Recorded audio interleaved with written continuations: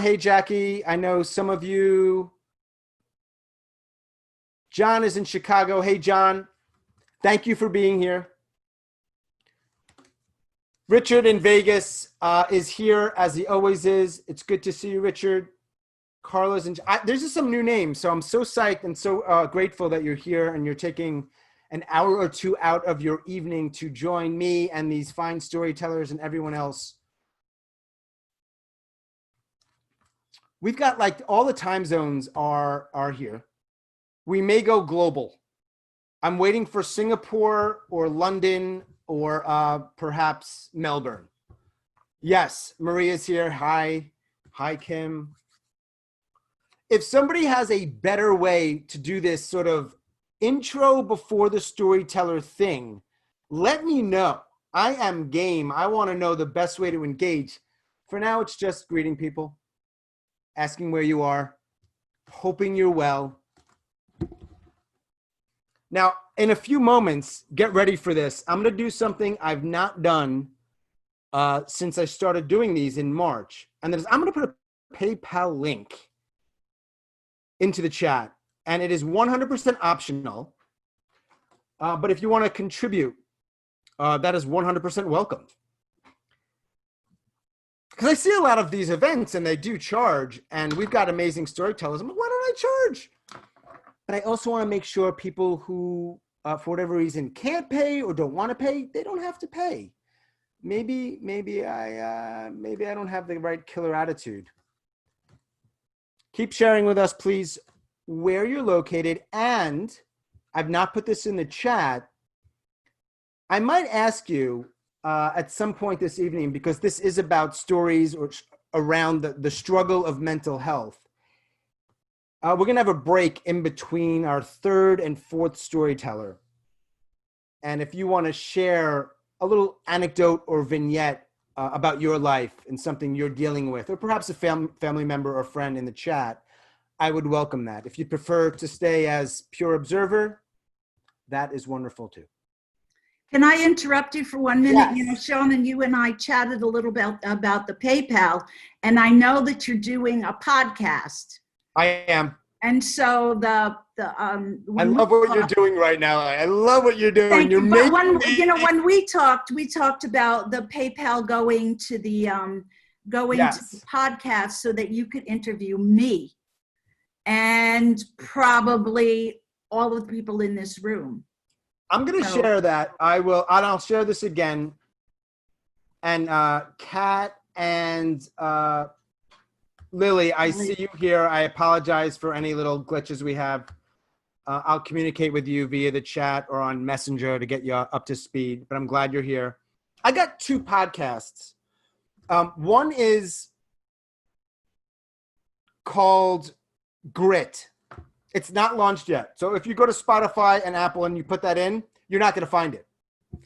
You will soon. And those are going to be stories, true stories that matter. And when I say that matter, what I'm saying is Sean's deciding subjectively, perhaps even with a snobbery, what matters. That's that. But I also have a podcast. Look at me. I'm so almost like a millennial here. I got a podcast. It's called Suicide Noted, and that is live. And I interview suicide attempt survivors. And given that we're talking about mental health, that's something I want to continue talking about and featuring storytellers. There's a lot of overlap there. So those, if you contribute, that will absolutely go towards that. You know what I've yet to do, Arlene? I have yet to put the link in there. I could have somebody on here right now who's like, you know what? I want to give Sean and these projects like $1,000, right? But they don't have the link. And now I don't put it in. And they're like, you know what? I'm going to give it to another cause.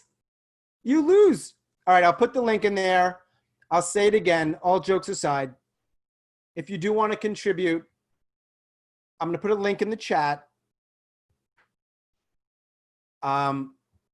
I would be remiss if I didn't say there is part of me that has a lot of tension around this, or like, you know, But that's for me and my therapist, perhaps, to discuss.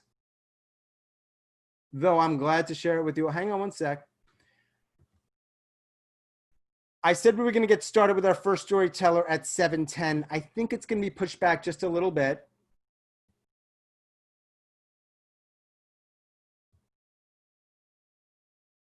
Carla says, please let me give you money. I feel guilty. Yep. All right. I'm putting the link in now. I'm glad I have a little glass of wine because I'm having some issues with my motherfucker. Excuse me if I curse in a moment. Because I know how, like, this is not good TV. But we're going to work it out. Hang on. All right, you know what? I'm not doing this right now. I'm going to put the link up soon. I promise. And if you want to contribute, I would be very grateful. It'll go to the 2 podcasts. They're not that expensive, but there is a cost associated with it. And I'd like to believe that it's doing some good. So you are here, and some of you have come to some or all of the events, and some of you are new. And I can't, I truly, so I have no words, which is not the greatest thing to have as a host, to tell you or share with you how profoundly grateful I am that, that you've been a part of this for me. And the 7x7s we've had, which always features 7 storytellers, obviously 7 stories, and typically around 7 minutes. Tonight, we're going to have a little more latitude with that.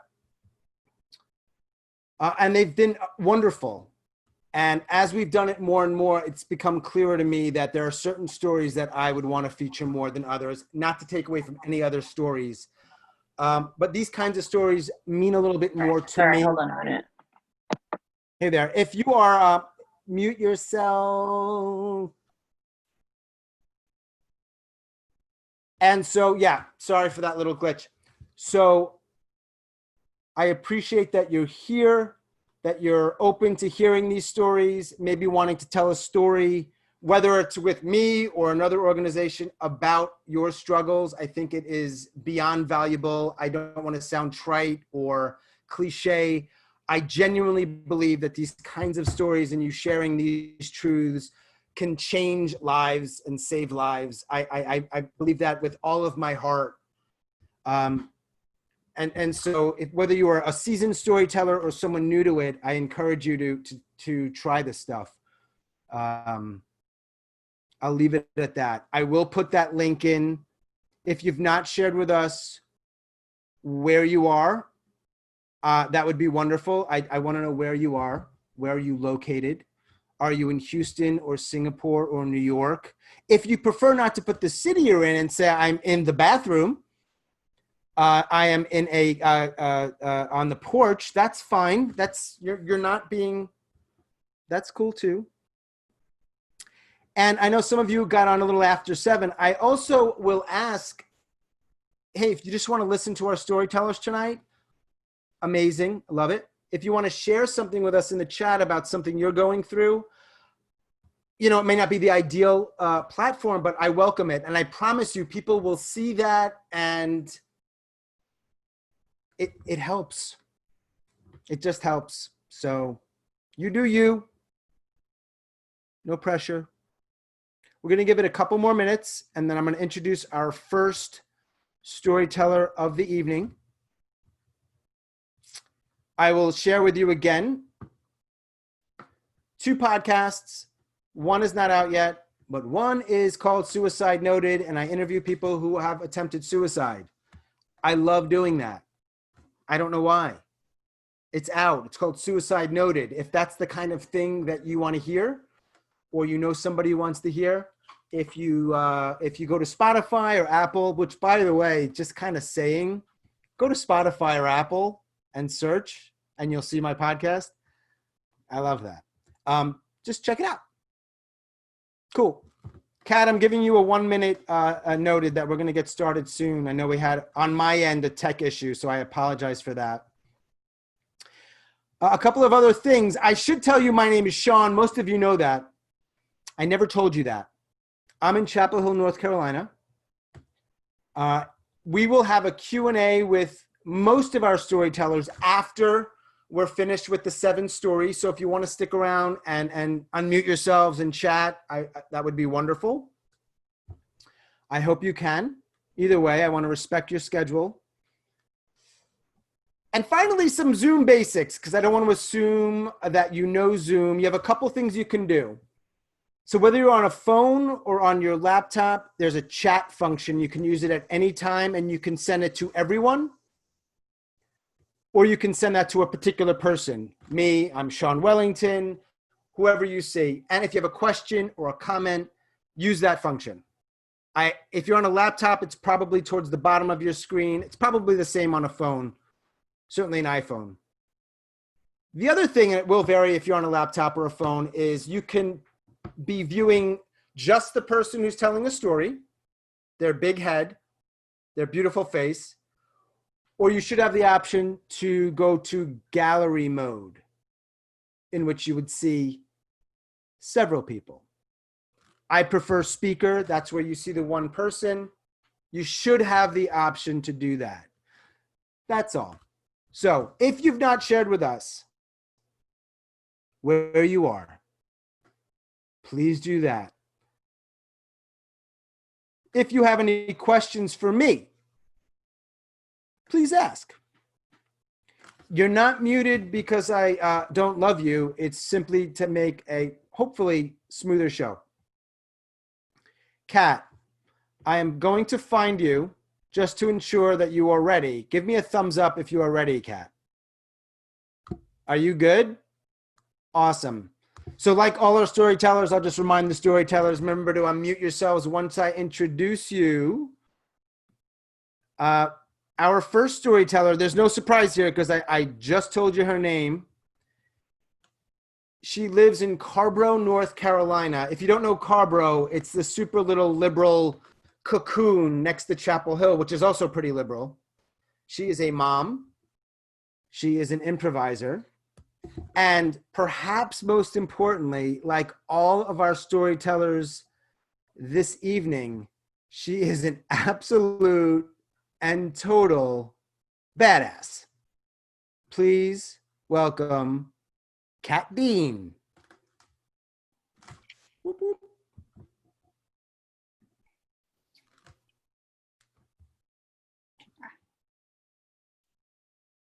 I am sitting in a classroom, in a brightly lit classroom on the campus of the University of North Carolina at Chapel Hill. I'm 21 years old. The fluorescent lights above me are boring into my eyes, making my head ache. On the desk in front of me, there is several pieces of paper and a black ballpoint pen. And on the board are 4 questions. 4 questions that make up my final exam for this class. Now, if you had asked me any one of these 4 questions a half an hour earlier, I could have written you a novel on them. I knew the subject well, and I liked the subject. But in this moment in time, I'm just staring at those questions. They're meaningless to me. The individual words don't make sense, much less do I have any idea what I'm supposed to do. The room is getting hotter and hotter. My mouth has gone dry and I'm begun to sweat. A ringing, buzzing sound is beginning in my ears. How can nobody else in this room feel that the room is getting hotter, dangerously hotter? How can absolutely nobody hear that buzzing sound, which is making me want to scream?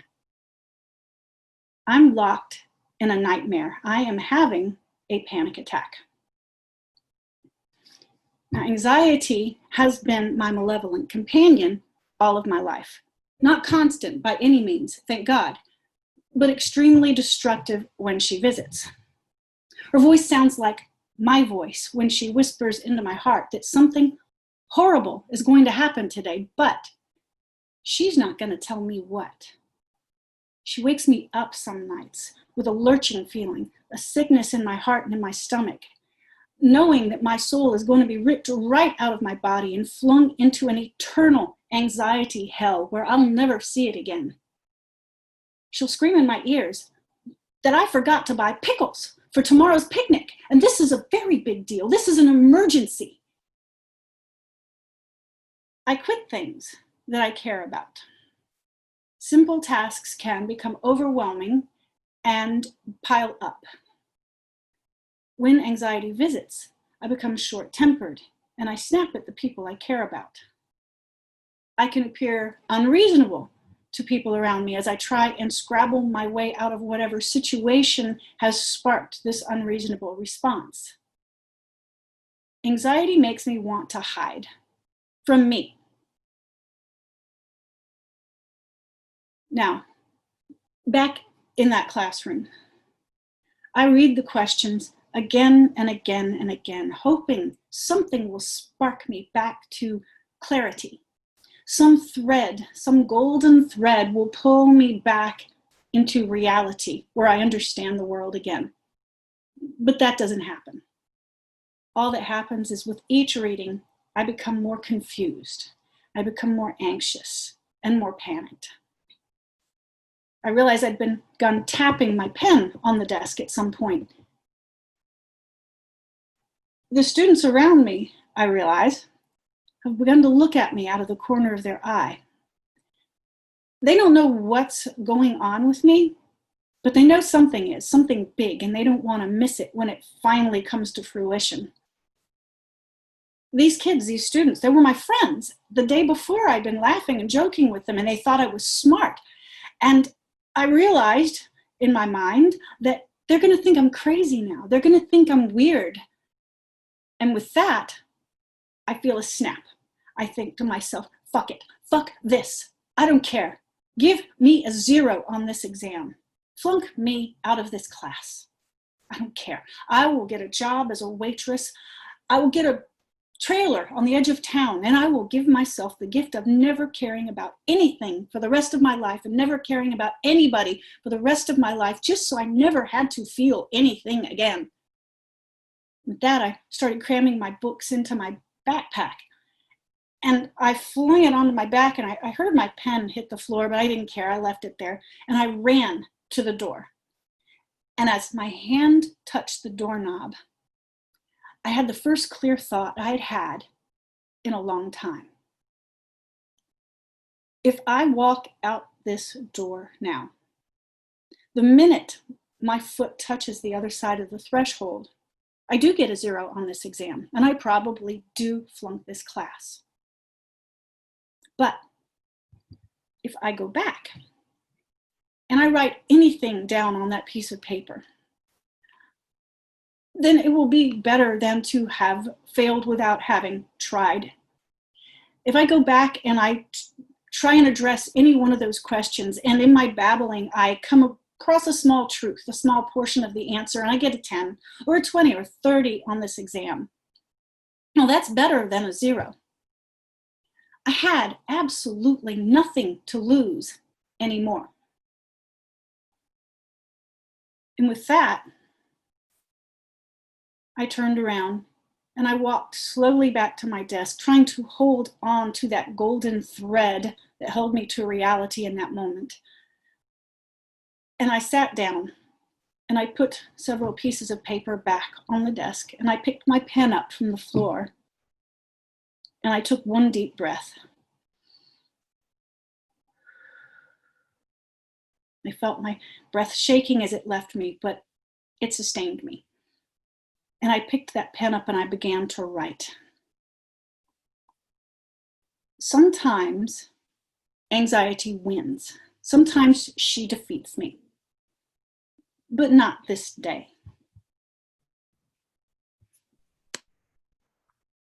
Boom.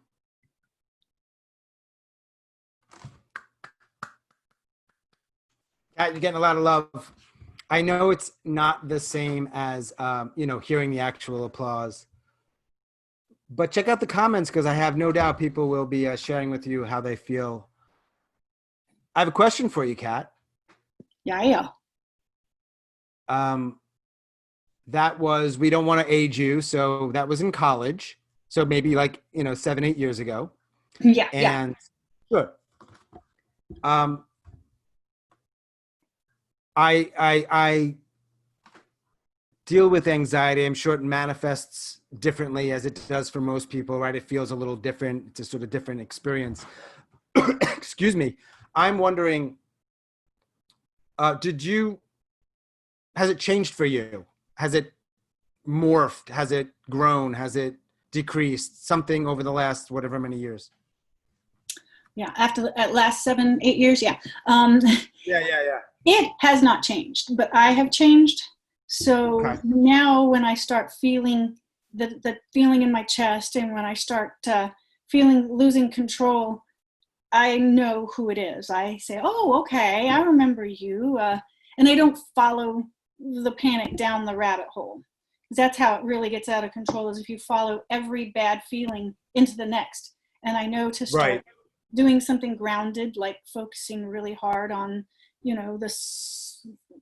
the temperature of the air or something like that. So now I've changed. It hasn't. It still comes.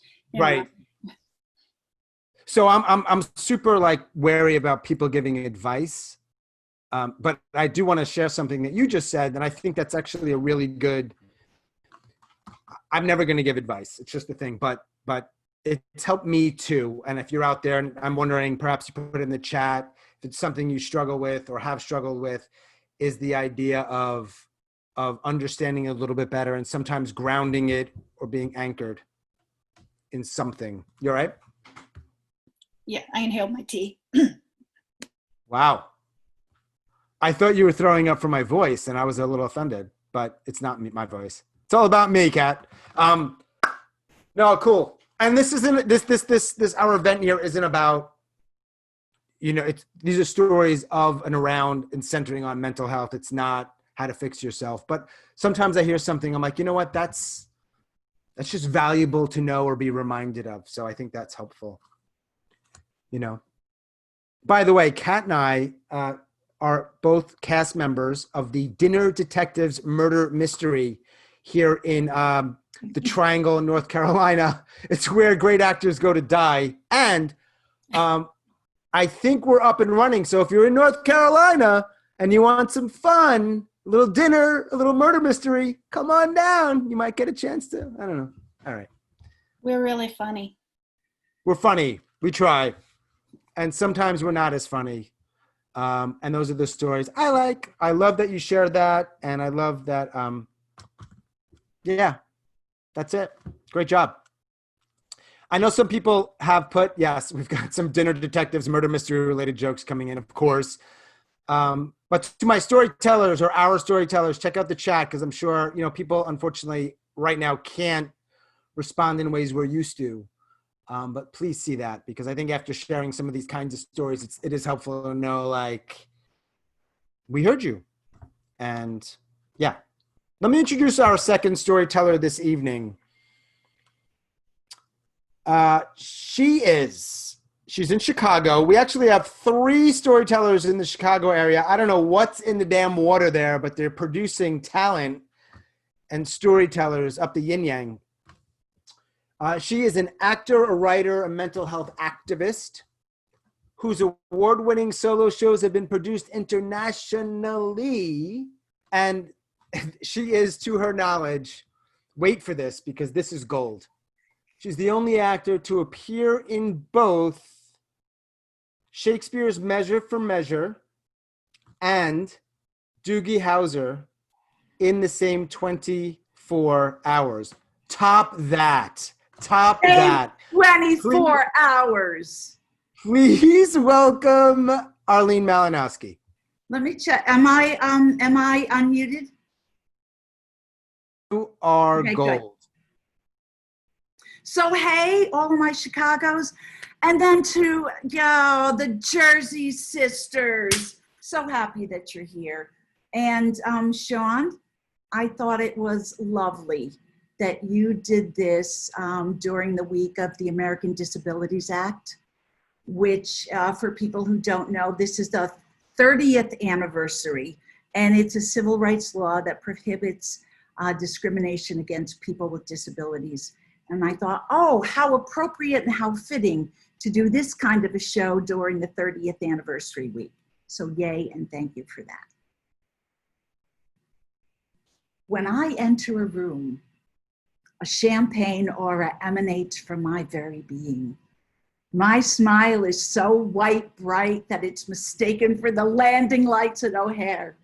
My eyes, smize, that's an American Next Top Model reference. My golden hair swings and flutters as if a wind machine is perpetually following me around. And people use the word vivacious and exuberant. They all wonder aloud, is she Christy Teigen's sister, older but just as pretty? On my way out the door, I don't say goodbye or thank you for the beautiful evening. I just disappear, leaving my host to wonder what happened. I duck into a waiting car as if the paparazzi is stalking me. And then I collapse. The smile evaporates to gray, my face droops, my eyes fall back into my head, and I am bone weary from the show. The sparkly Arlene Malinowski happy-go-lucky show, because you are not allowed to show your mental illness in public, or so I believe.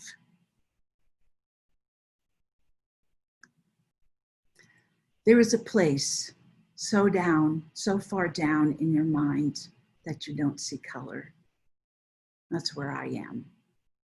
It's early and it's slippery outside, and one of those ashen days in Chicago when the fog feels like a permanent guest on the road. I just move at a glacial pace. Sometimes one depression hour feels like a dog years. I flip open the visor and apply a slicker of raspberry shimmer lip gloss. I'm so exhausted that I look like phlegm. But phlegm who's wearing lipstick, because lipstick can hide anything. You never see one of those actors who play sick characters wearing it, not even if they're Angelina Jolie.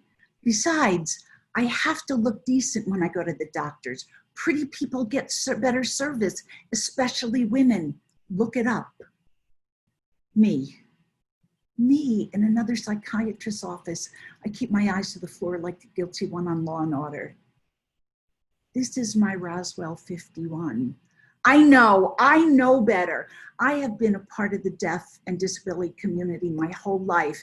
As a hearing daughter of deaf parents, as a teacher, as an advocate and ally, I know that disability is a natural part of the human experience, that people with disabilities are not broke and don't need to be fixed.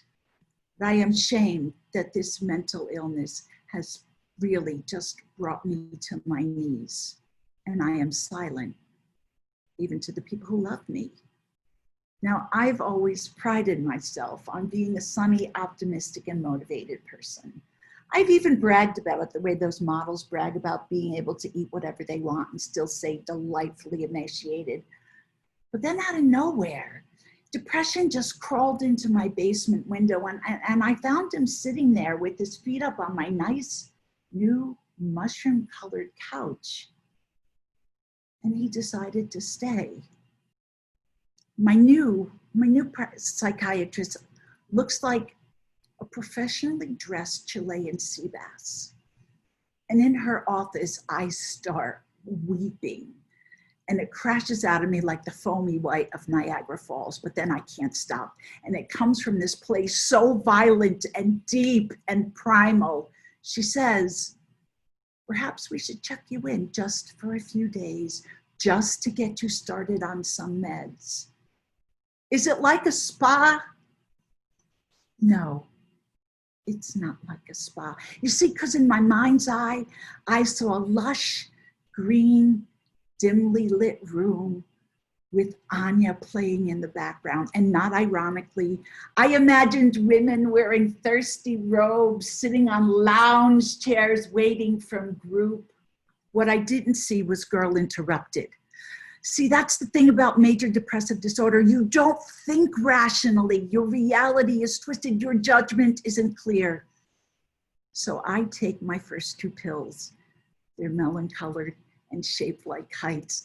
And I feel like a teenage girl waiting for her boyfriend to make our relationship Instagram official, because I want these meds to work and to work fast. But they don't. I tell no one about this sinkhole except for Dan, my good and my kind husband, who guards this secret like it's a magician's trick. We both know that crazy and unstable does not get hired, does not get invited to fabulous parties. We know that all crazy and unstable gets is judged, and that shames the both of us. Meds are added and taken away and tweaked again. There's pretty little yellow pills and rainbow capsules and ones that look like teensy hot dogs. Oh my God, I love them. And another one makes me feel like I'm on a tilt-a-whirl and I throw up for 24 hours straight. Some work a little, some not. I don't know anymore. My brain skates the charcoal edge of winter. Panic attacks just shake me by my throat. And then I just stop. I'd stop thinking. I stop moving. I stop being. I just can't anymore. Emails are left unread. Clothes with zippers and buttons and proper fits sit in the closet. The TV demands too much concentration but stays on like smoky, flickering ghosts in the night. Phone calls run into voicemail. The bed becomes both my shroud and my sanctuary. I look into the mirror of my medicine cabinet. I've become invisible to even myself. When is it time to find a new doctor?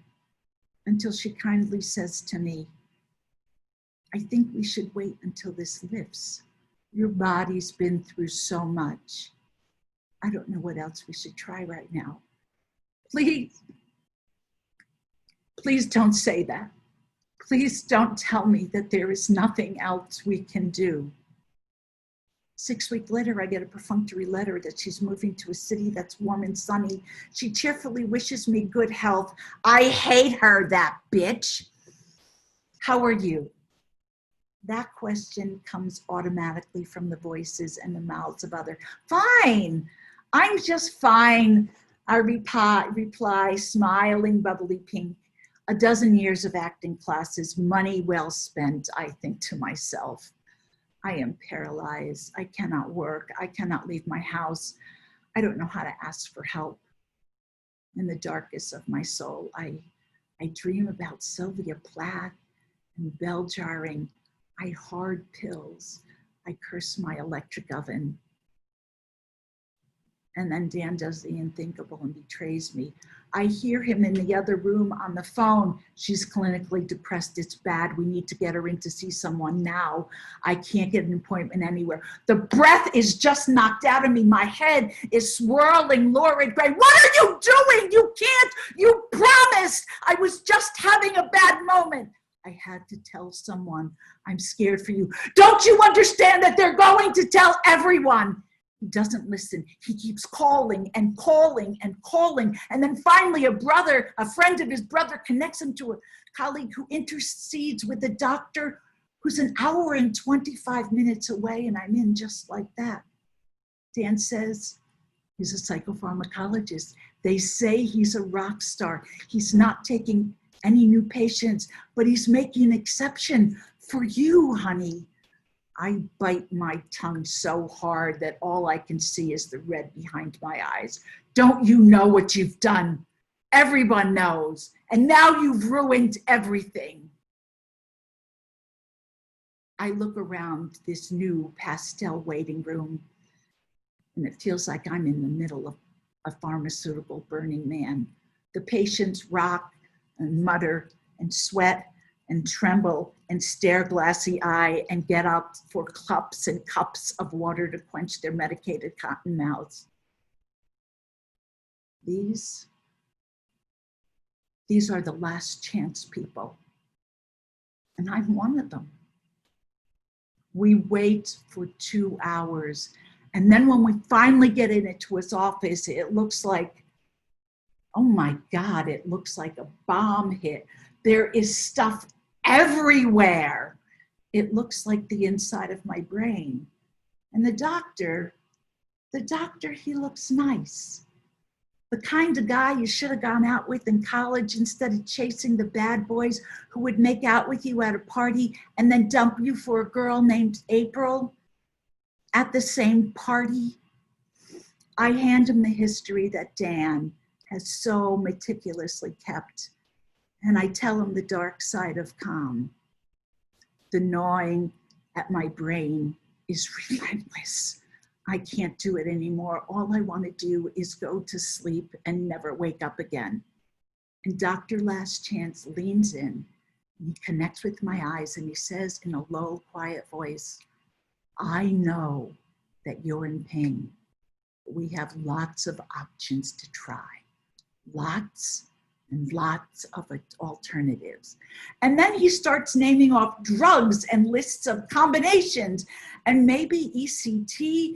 And when we're leaving, I throw my arms around him and I hug him hard, and he hugs me back.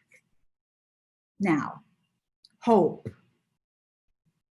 Hope is a great gift, and maybe the best of all gifts, and that's what he gave me. I slowly start to come out of it.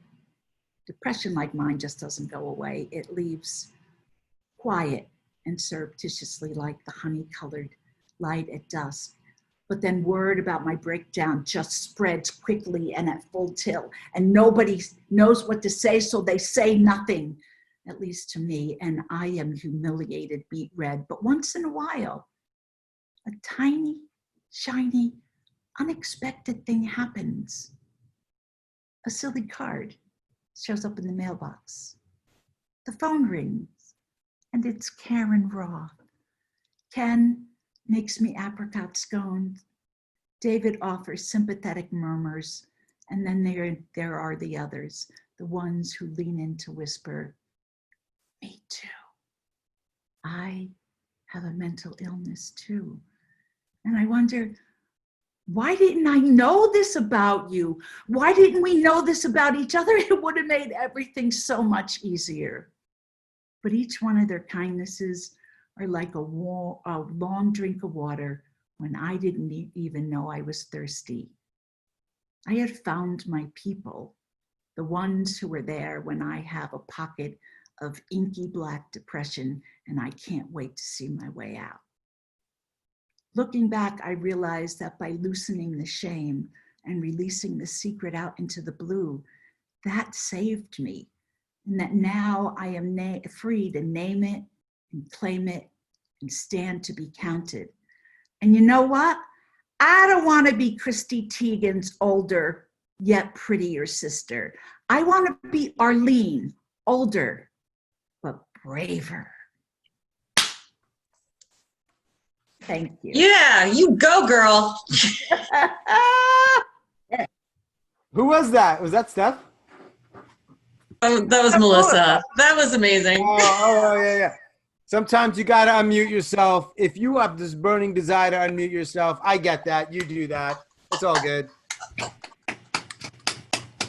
Great job, Arlene Malinowski. Fantastic. Thank you. Yeah. This is when it feels like it's 3D, just for a second. Great job. Thank you.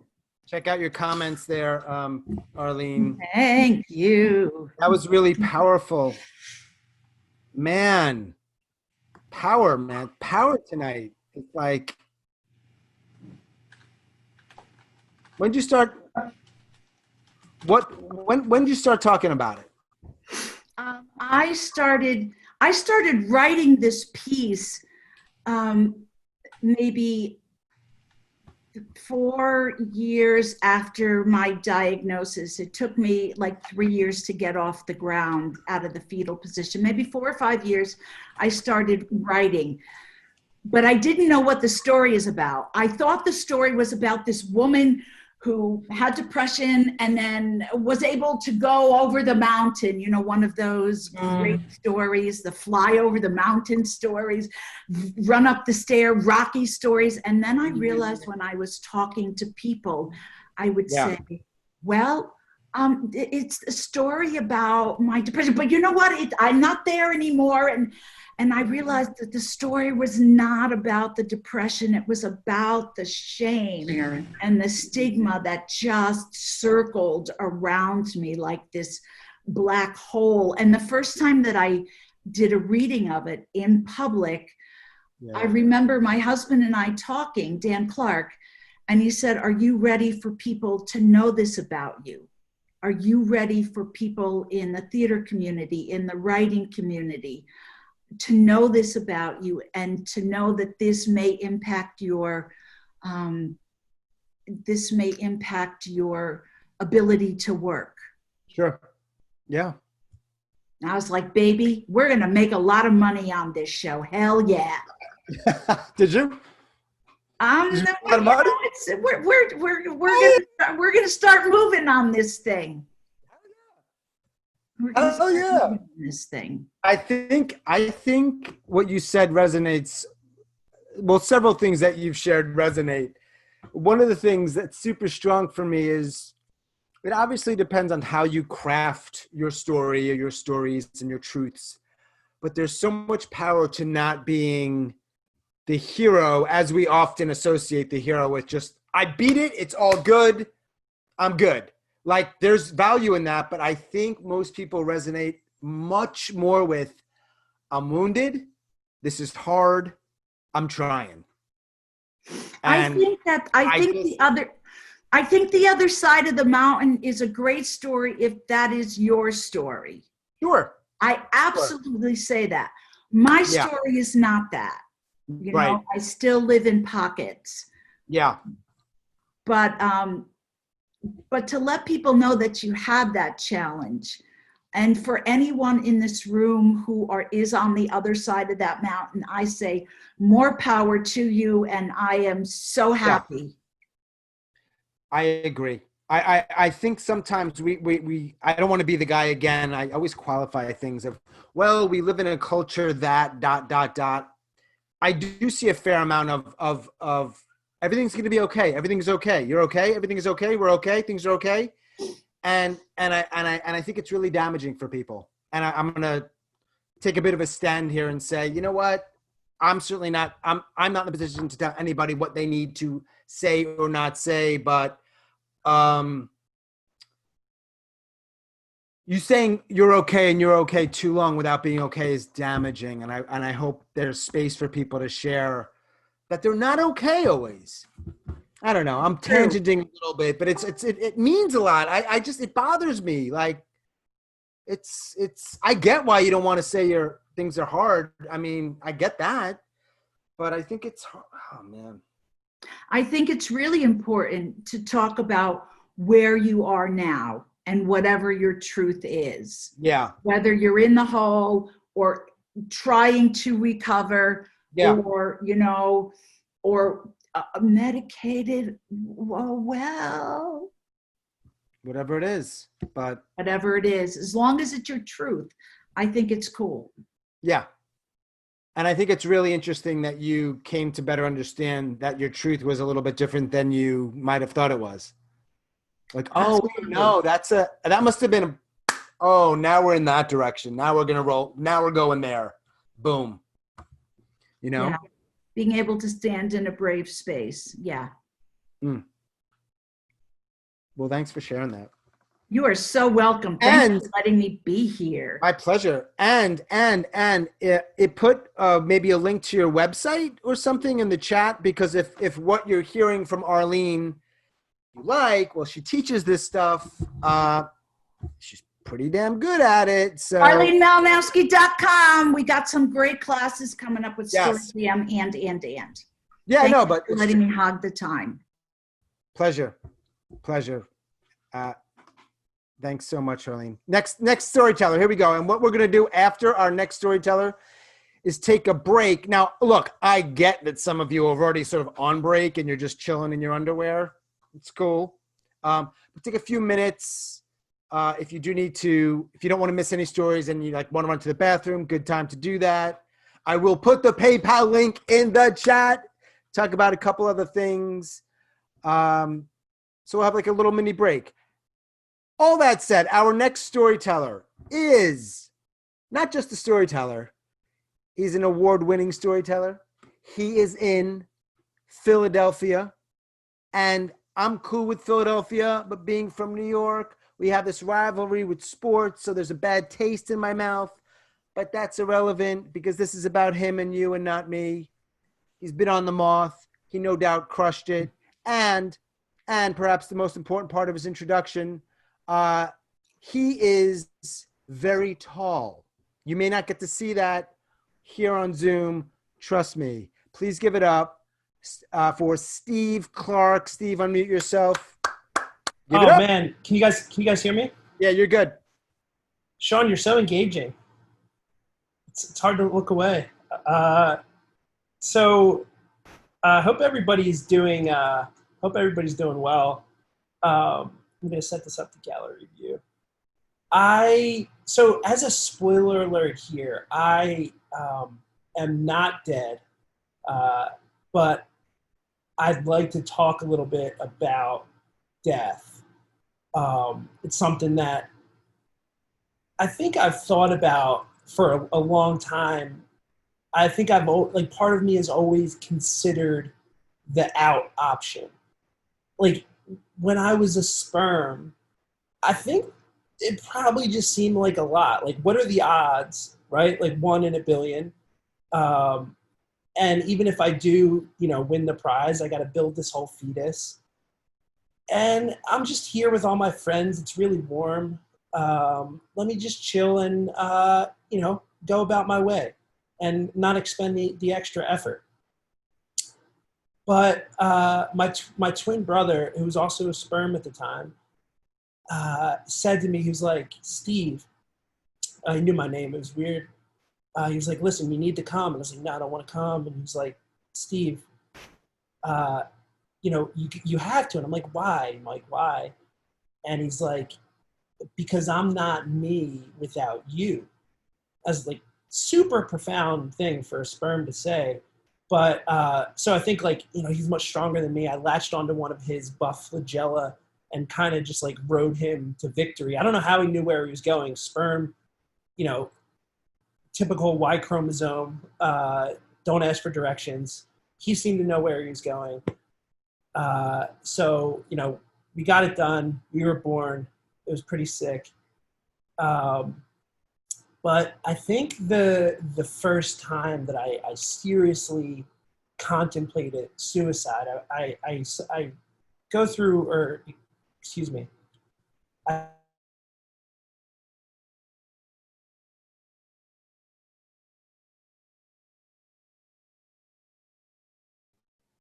Steve, did we lose you?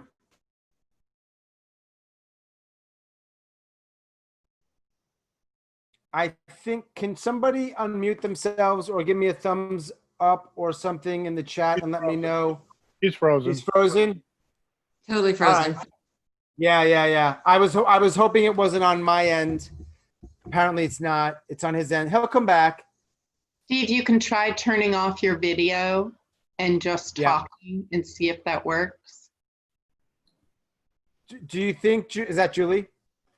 Should we ask everybody to turn their video off so that it might help it? Yes. I'm guessing that he is gone. That's cool. So let's do this for now. Can everybody stop their video? You should have a little icon on the top right of your photo. You can still watch everything and hear everything. We just won't see you when it's not a video feed. That might be taking up. I'm also thinking something may have happened on Steve's end. So I'm going to assume that Steve's okay, and then he'll find his way back to this and be able to share later. Cool. Thank you for doing that. Stopping your video for now. I'm going to wait a couple minutes to see if Steve comes back. I'm not a big promoter, but I will tell you this. I'm going to put the PayPal link in there. Looks I like promised you I would do that. Is he back? I'm so sorry. No, that's all right. Are you good now? I think so. My internet is apparently very shaky.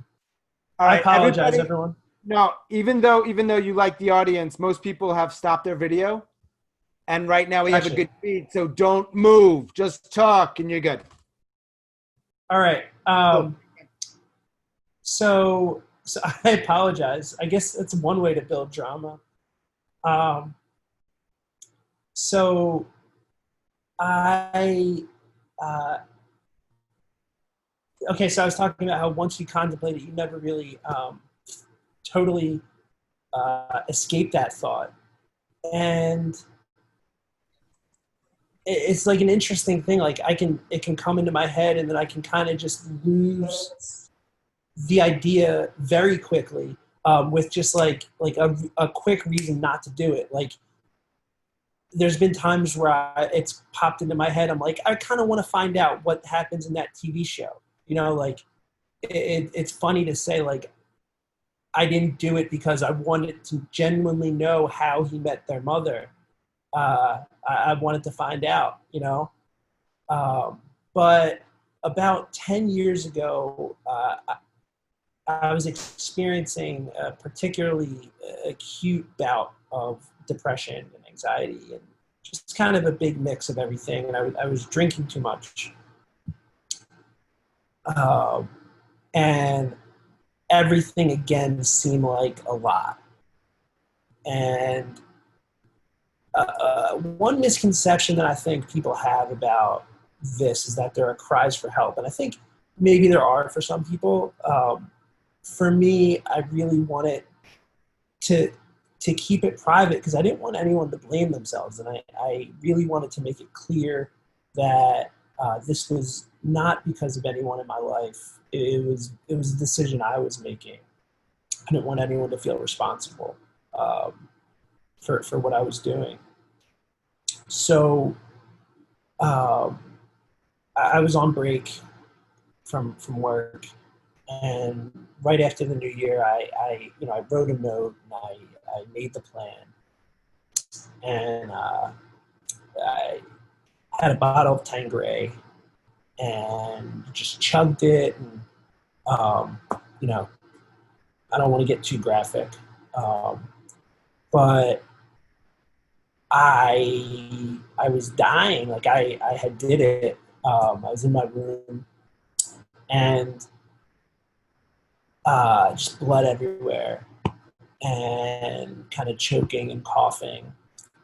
And it's so, I don't know what the right word is, universe, God, etc. Because my twin brother had felt like something was off. I had skipped work that day, and he had felt like something was off with me and that he should check in. So he came back to my house. He came to check on me, and he found me. And he called the ambulance, and they brought me there, and it was brutal. I woke up in this white room, this bright white room that was a crisis center, and I was there, and I was exhausted. Eventually, I got brought to a psych ward in Philly. And it's weird because I did want it to happen. Like I was trying to make that happen. And now I have to wrestle with this fact that I'm still here, you know? And I have to face my family. It was something that I didn't want to do or didn't think about doing. It's very uncomfortable, very awkward. I know I've hurt them a lot, and that they feel like they let me down. But especially for my twin, my brother, this person who I'm extremely close with. And I don't know what to say to him. And there comes a time when I'm alone with him. It's just me and him. And there's something between us that, I know that I've hurt him in a way that he'll never fully recover from. And I know that he's helped me in a way that I'll never fully be able to pay back.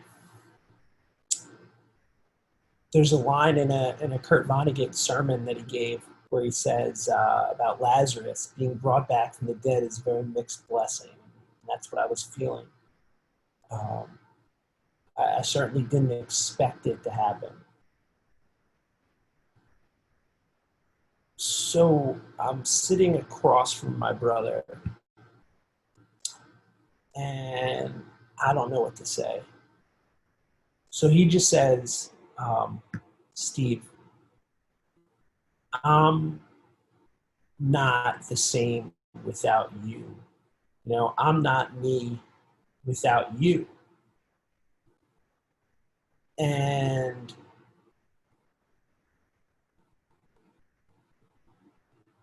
I know that since that time I've had struggles, and I've come back to this idea, and that the thought will always stick around in some form or another.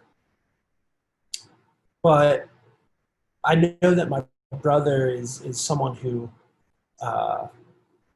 makes up my life, and he makes my life richer. And when I do have these thoughts now, I have something much more powerful than, you know, a TV show. I have my family who make me up. You know, I'm not just me. I'm me with them. I'm me with my friends. And they're not the same without me. And we all kind of create this rich network together. And we create this kind of beautiful thing where we kind of define each other. And besides all that, you know, I really want to find out what happens on Game of Thrones. That's all I got. Thank you.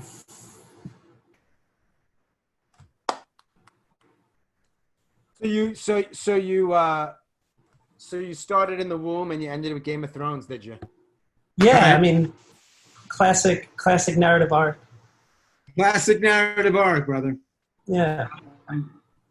Where's my microphone? So thanks for sharing that, man. Yeah. You know, I have this podcast where I talk to people who try to take their own lives. Yeah. Several things you've shared, it just reminds me, one of the things is this cry for help thing. And it's something that I didn't originally ask people about. It really was, you know, it wasn't like, it was on my radar, but it wasn't like I really want to ask people about this. Everybody talks about it. Either everybody brings it up. So now I go out of my way to ask about it. And I haven't talked to enough people where there's an absolute consensus, and I would be silly, and it's wrong for me to assume everyone feels that way. Of course not, but everybody I've talked about it, or I've talked to talks about that. So it's interesting. Yeah, I think that there's definitely like the common perception, which is different from everyone's unique everyone's unique experience with it, you know, like, so like someone who's tried is going to have a different understanding of what that means. People just kind of like to conceptualize it, and I think that's fine, like that there's cries for help. And I'm not saying one way is better or worse than the other. But yeah, I just think it's like unique to each person who experiences it, or at least it seems like that would be what makes sense to me. Yeah. How long after that? We're not going to get too graphic. You didn't want to share that. And I think it's, you know, that's cool. How long after that happened did you start to talk about it with anybody? Particularly, you know, not probably the couple of people right in your inner circle who were just right there. It's a good question.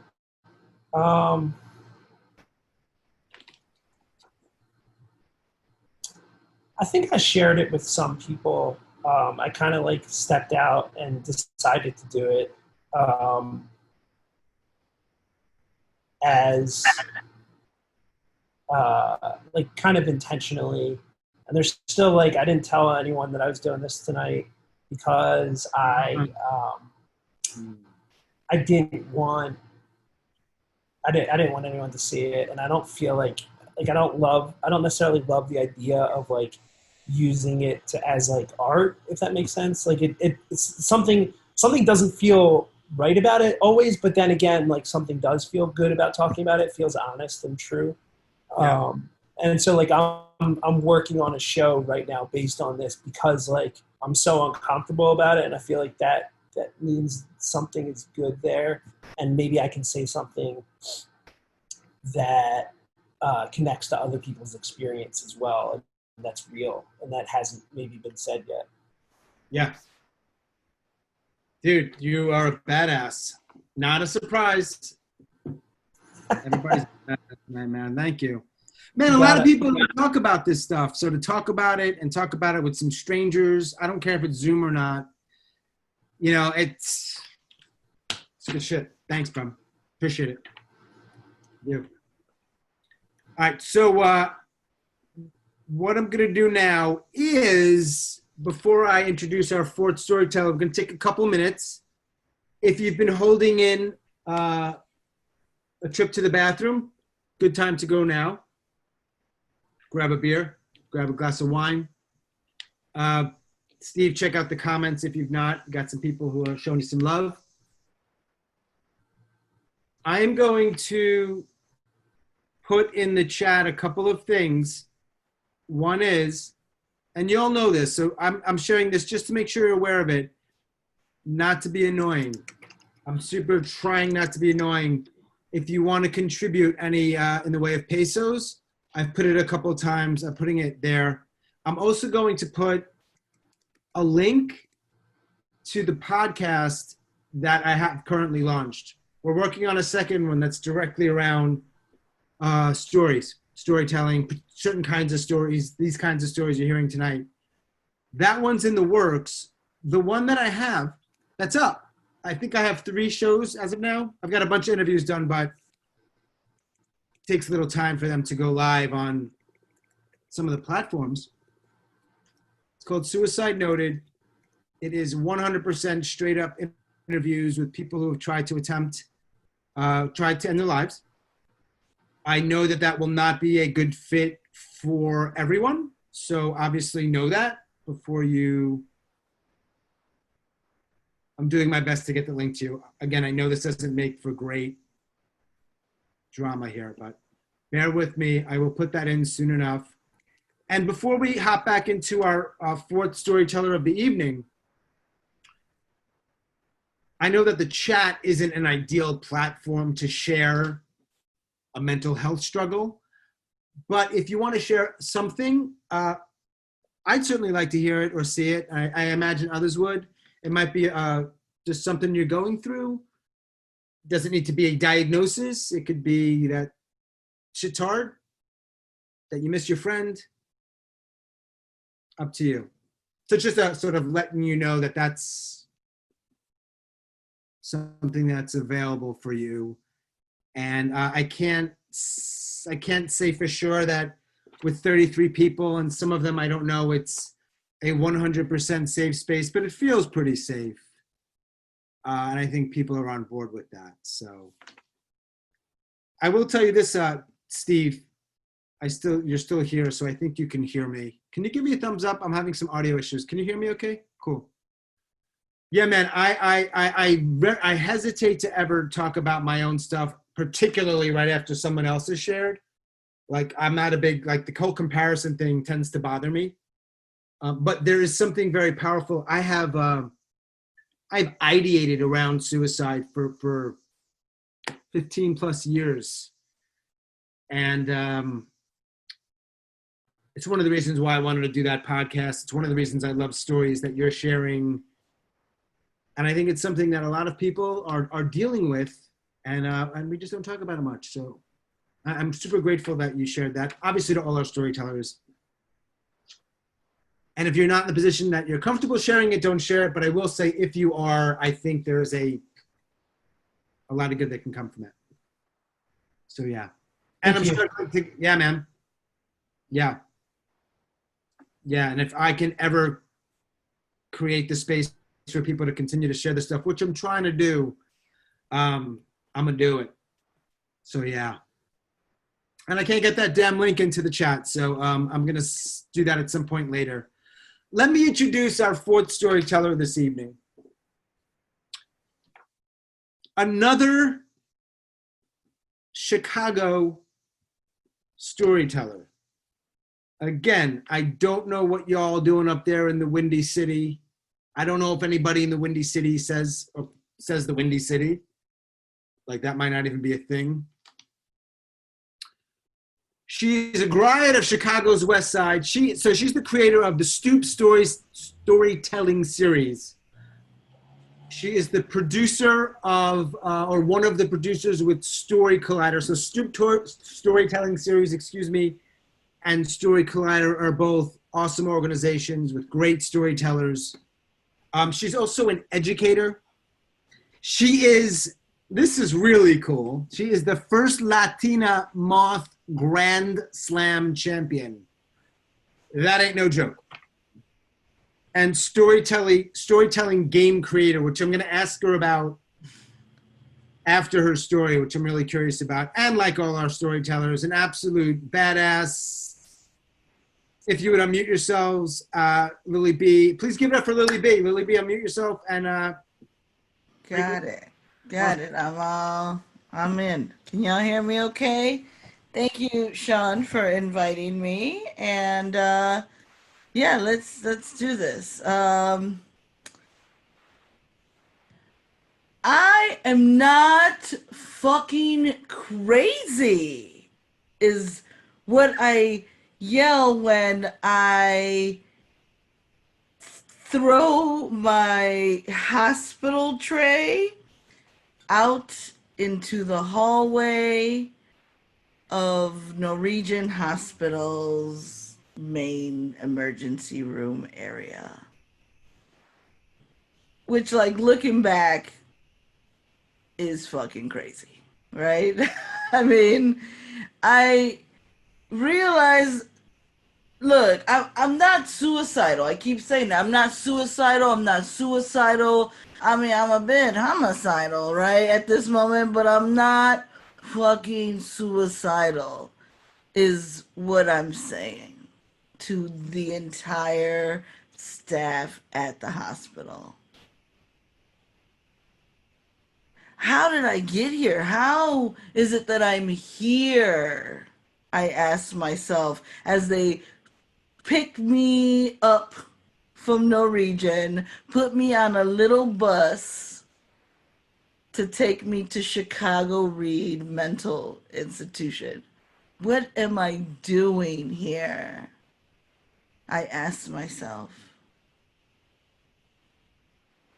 And just a few hours prior to that, I had gotten into a fight with my roommate. Not really a fight, but more of like, look, Lewis, we are going to go get my money. You do not just have access to all the money that I own. And now you want to go look for a job? I'm in the street of my apartment in Chicago yelling at my roommate, telling him, how dare he go into my account and take out all my money and give it to a drug dealer that he was going to go and make some money to make up the rent that he owed me. How does that compute? We're going to go get my money. And in fact, in this hand, I had a box cutter, and in this hand was rage. And on one of these, on my mama, Lewis, I stabbed my wrist, and it cuts me. And I have it here for all to see. The red line is where I had stabbed down, and the green line is my vein. And so I'm angry and I'm flapping my arms, and Lewis is like, hey, you're bleeding. And I'm so mad that I only realize it once I see blood splatter across his face, and I look down at my wrist and I'm bleeding. and I cut it the right way. So now I'm dying. In my head, I'm dying. And they're going to take me away in a body bag. And he calls 911 and says, my roommate has cut her wrist, and not my roommate has accidentally cut her wrist. And that is why I'm on this bus on my way to a mental ward.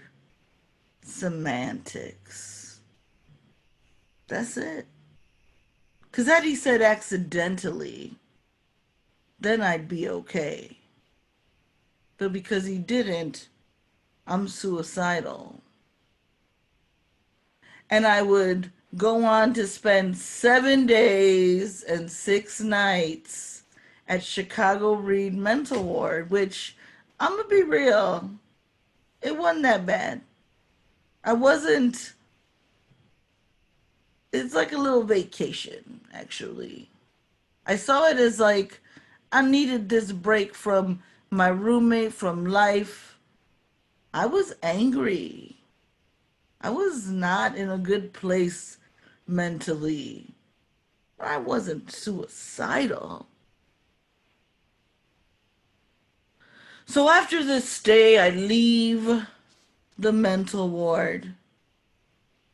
And I go on and visit life and go back to my life as people do. Like I go back into my life and then I'm like, hey, everybody, I'm back. And they're acting funny. My close friends, my family are acting hella funny. Funny like, are you sure you're okay? And I'm like, I'm back. And they are whispering behind my back. I know they are. Finally, I hear the story. You see, because Lewis disappears while I'm in the mental ward. And I hear the story, and the story goes about Lily B. I fell in love with Lewis. I fell so in love with this man that I professed my love to him, and when he would not accept my love, this unrequited love that led me to wanting to kill myself. And that's the story he let fester for 7 days in the minds of everybody, and everybody believed it. Because who the fuck am I? I'm a little brown girl that don't know anybody that lives on the west side of Chicago. He's this privileged white man who came to live with me from Virginia. I mean, it makes sense. Why wouldn't it, the way he was telling it? And then that's when the depression hit. That's when I really checked the fuck out. Because my mother, my family, my friends, that they believe this story about me. And that's not my story. My story is I was supporting a grown-ass man. He took my money. I was going to go get it back. And then anger and accident cut my, like, I'm telling the truth and he's nowhere to be found to corroborate his side. So, of course, what he says goes. And again, I check out. I stopped going to work. I stopped brushing my hair. I stopped taking care of myself. I'm crossing streets without looking. I am just hoping not to wake up one day. Because why does that matter? I don't matter. If anyone can just write my story for me like that, why should it matter? And so I'm sitting in my apartment 2 months later, May of 2010, just sitting there like I always do at this time. I was just doing that for 2 months. And a friend of mine's like, hey girl, where you been? Where you at? And I say, home. You need to come out tonight. No, I don't go out. Listen, Lily, I know what the fuck is going on. I heard the story. I don't believe it. You need to come out. I'm listening to Sonia and I'm rolling my eyes because I don't care, Sonia. I'm not going out so that I can get the stares and whatever. I'm not trying to hear it. And she says, if you don't come out, I'm going to go to your house, kick down your door, and drag you out. And I said, fine, because in the back of my head, I need my security deposit. So I do not want you to come kick down my door, because she would. Sonia totally would. And I go with her, or I meet her there. And the event is Grown Folks Stories, hosted by Cara Brigandy. And I just go to watch.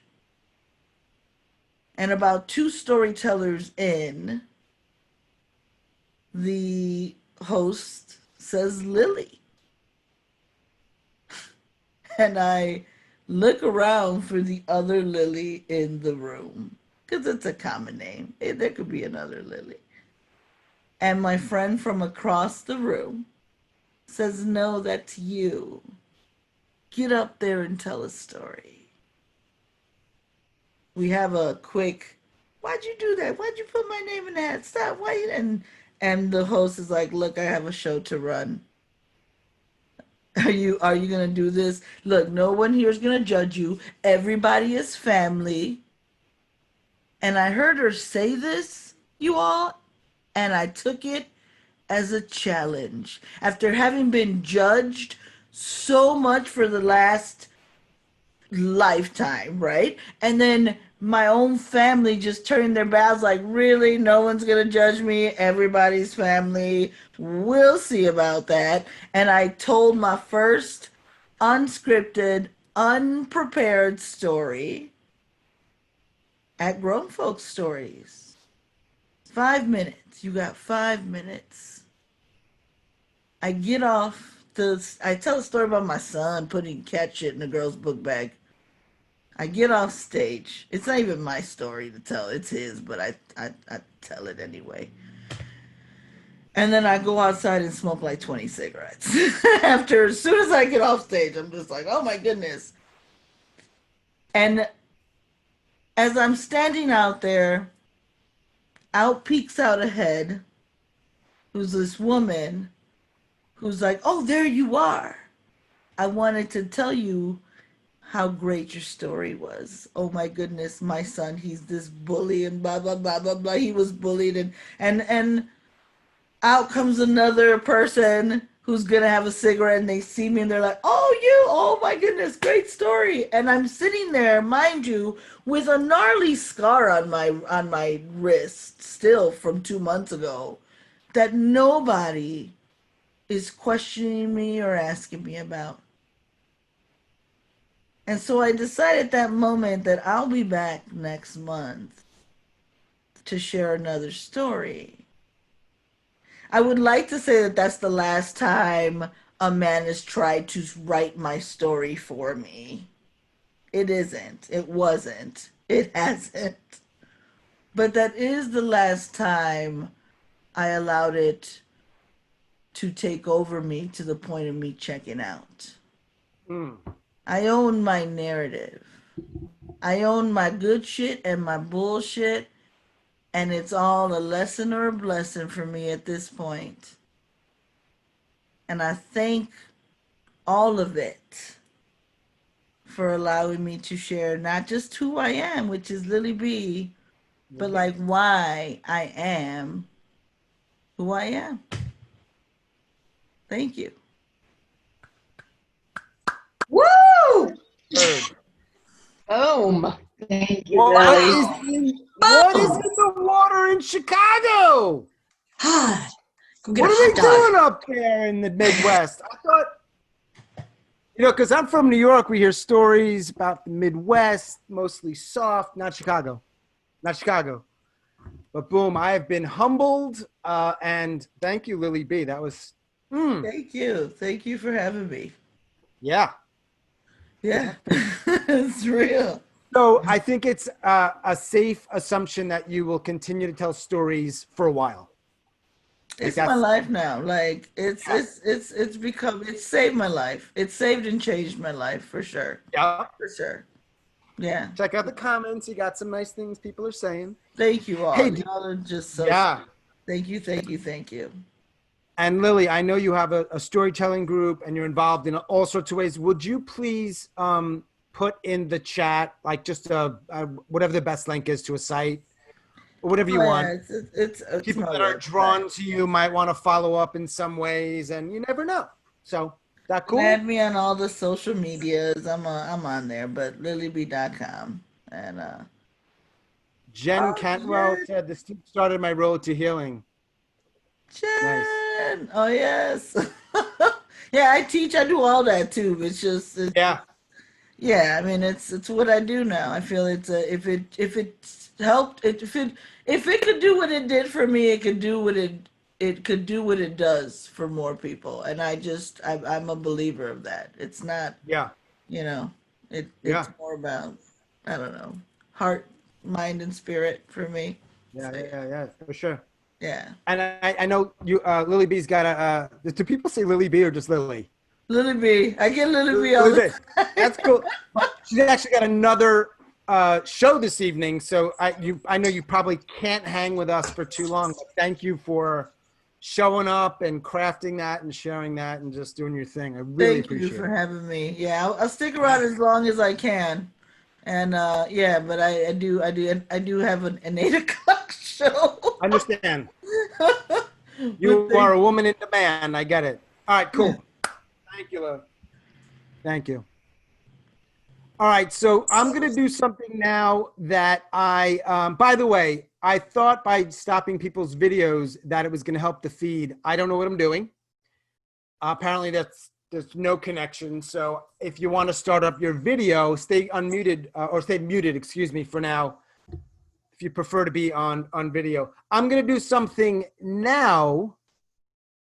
Yes. Okay, Maria, Lily B in Chicago. I shall honor how Lily B is, yes, it's Lily B. Our next storyteller is not in Chicago. She's in Seattle. Am I right? Melissa, I don't know if you're unmuted. She's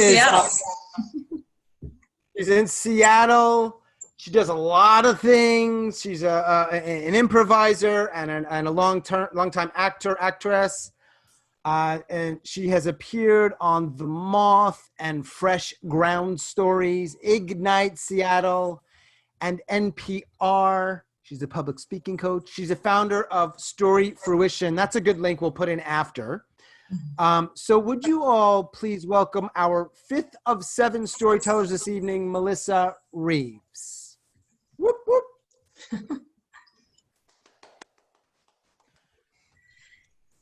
It's April 2019, and I'm sitting in the executive director's office with my 15-year-old daughter. We're nervous. He's huge. He's like the size of a Kodiak bear, and he's world-renowned in his expertise. We look at his lanyard and it says, Dr. Evil. I don't care that they call me that. Doesn't bother me at all. Because there's going to be days that you're going to hate me, but I'm going to help you crush your OCD. It's music to our ears. But let's see what you got. OCD is a bitch, and it's hereditary. Happy birthday, kids! And when someone says to me, oh my God, did you see my desk? Doesn't it look so clean? I'm so OCD today. I'm like, really? Are you? Or are you just type A or just an insensitive asshole? Because you're not cleaning your desk because you want to. You're cleaning your desk because you have to. Because if you don't, something bad might happen. So please, be sensitive to how you say that. I'm 6 years old, and I'm growing up in Rockford, Illinois, a very homogenized Midwestern town. But there's a problem with my family. We don't prescribe to a church. And that's a big community hit and miss. Missy, when it comes to God, it's up to you. I mean, I'm not going to shove my Catholicism down your throat, and Daddy, goddamn, he is not going to shove that Southern Baptist crap down your throat. You're just going to have to figure it out yourself. But Mommy, everyone has a church. Mm-hmm. Okay.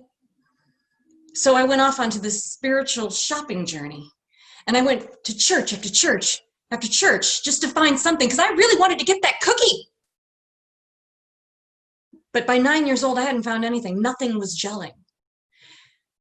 And I'm kind of pissed off now. I'm like, hey, what the fuck, God? What the fuck? Why can't I be in one of your clubs, okay? This is fucking bullshit. God damn it. This is shit. Fuck you. Ooh. Oh, man. Oh, shit. I'm saying it to the big guy. That's the guy that like can throw lightning bolts at people and like drown the world. Oh my God, I'm so sorry. Oh my God. Oh my God. I run to the sink. I'm washing my hands.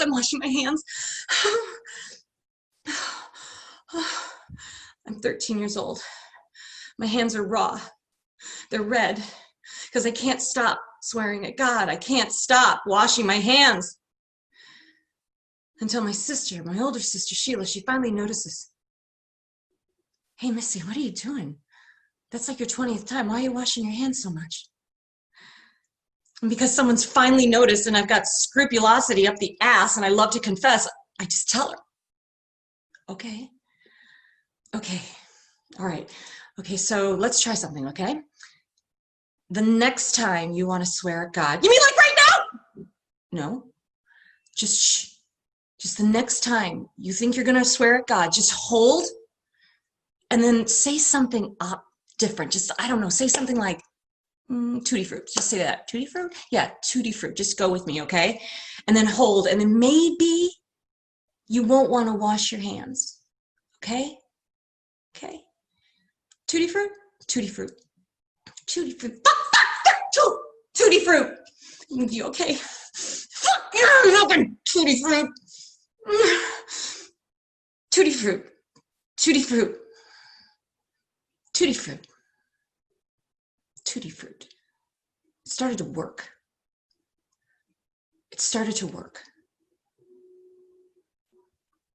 Dr. Evil now looks at my daughter and he says, well, we're going to take a little test today, all right? Because we're going to measure your psi box, which means that if you have a score of 1, you don't have any OCD. No one has a 1. And if you have a 40, well, honey, then that would mean that we're going to have to take you to a hospital in Wisconsin, and you're going to need 24/7 support, and it's Rogers Memorial. So let's just see where we're at, see how you're doing with this, okay? So I'm going to ask you a bunch of questions, all right?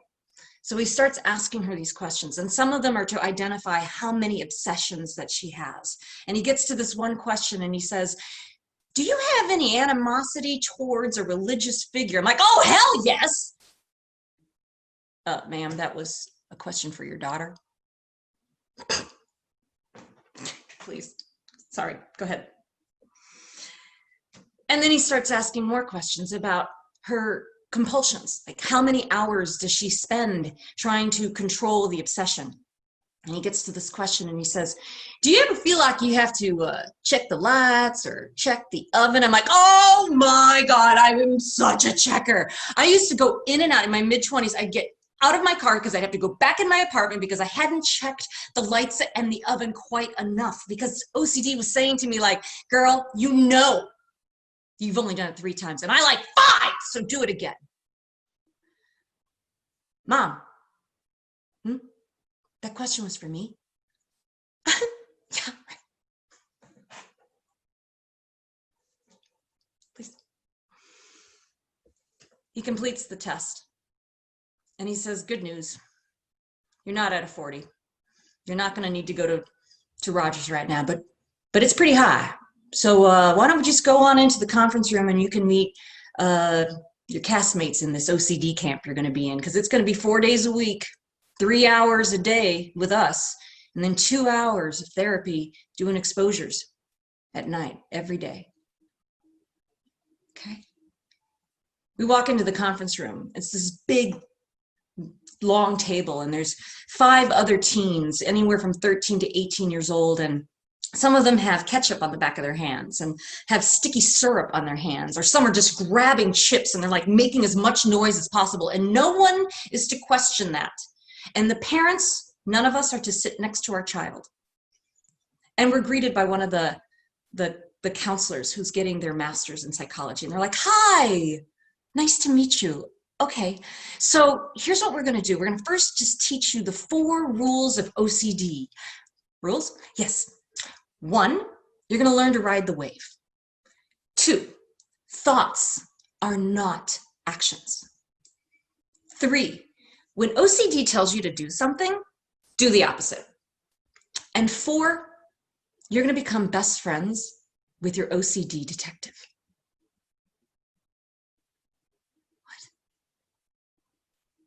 I'm back at the sink with my sister, and I'm seeing that she's taught me these rules just by instinct.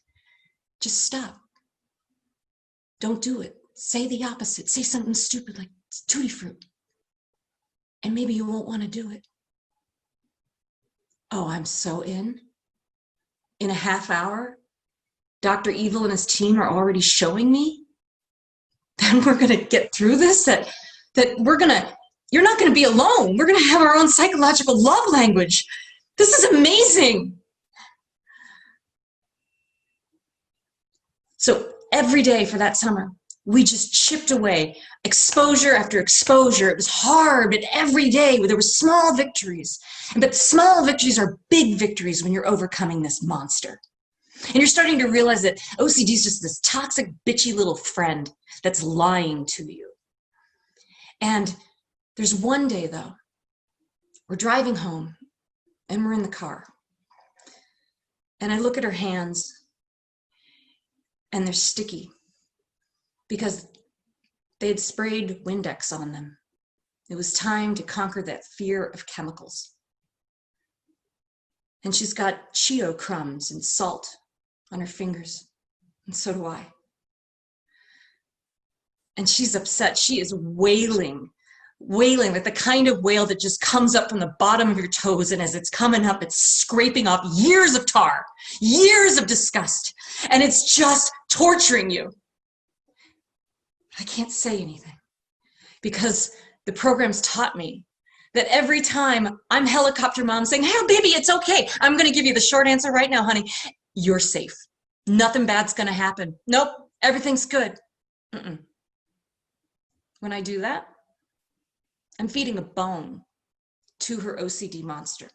I'm enabling it. I'm giving it weight, so I can't say anything.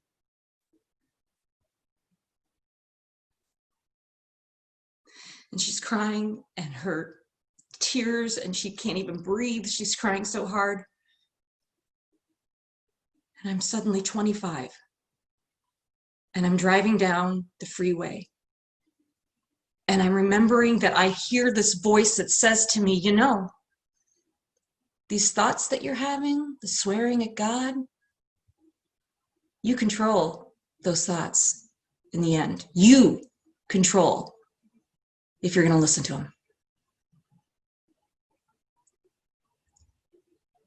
So I look back at her. She sits up. And she's got a bag of chips in front of her because she's got to eat those chips again before she washes her hands. She has to eat again. And I watch. She looks at the bag. And she grabs that bag. And she rips it open. And she goes, "Fuck you, OCD."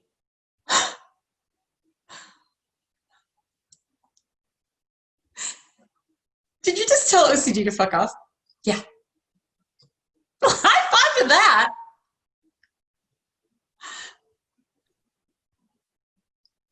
We're crushing OCD.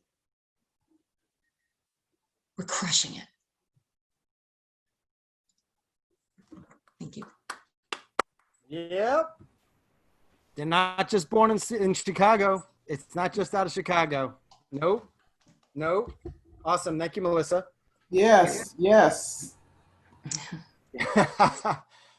Melissa, you've got a lot of love pouring in through the chat, which is, you know, in this our world here that we're in now, that's the thing. So that's great. Great job.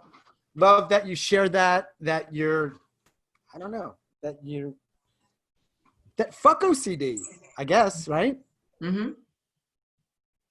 But it How's takes she work. doing now? It Yeah, takes work. no doubt. No doubt.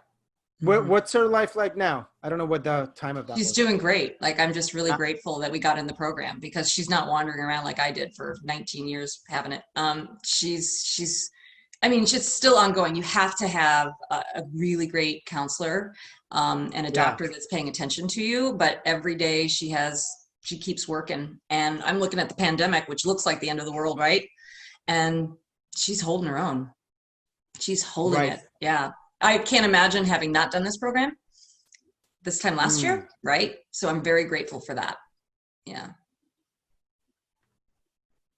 Wow, it was really good. It's so hard to craft and share something in which we could get a little, like, not only into the world a little bit, but I think you did it in a way where I don't know if the word is like, I want to be respectful. I almost tasted it a little bit. Oh. You know what I mean? Mm-hmm. Like, what did it taste like?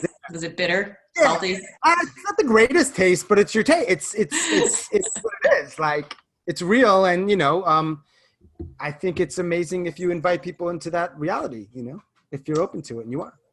It's awesome. Yeah. Well, the why is that, you know, there's so little respect or understanding around this particular mental health issue, and it is a torture. It's a mind prison, like all mental health is.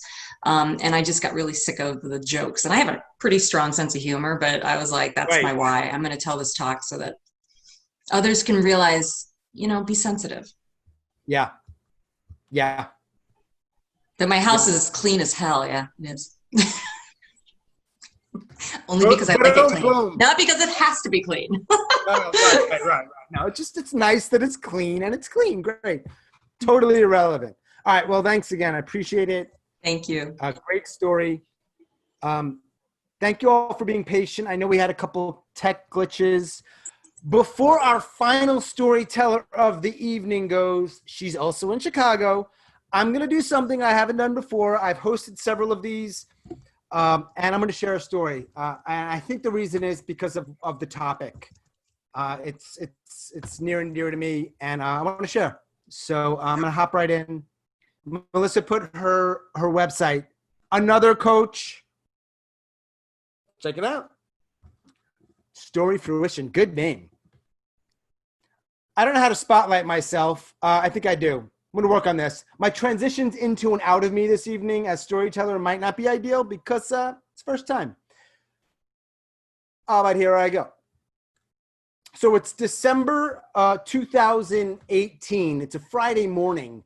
Driving to my therapist. We meet every week on Friday morning, and I'm waiting at a red light.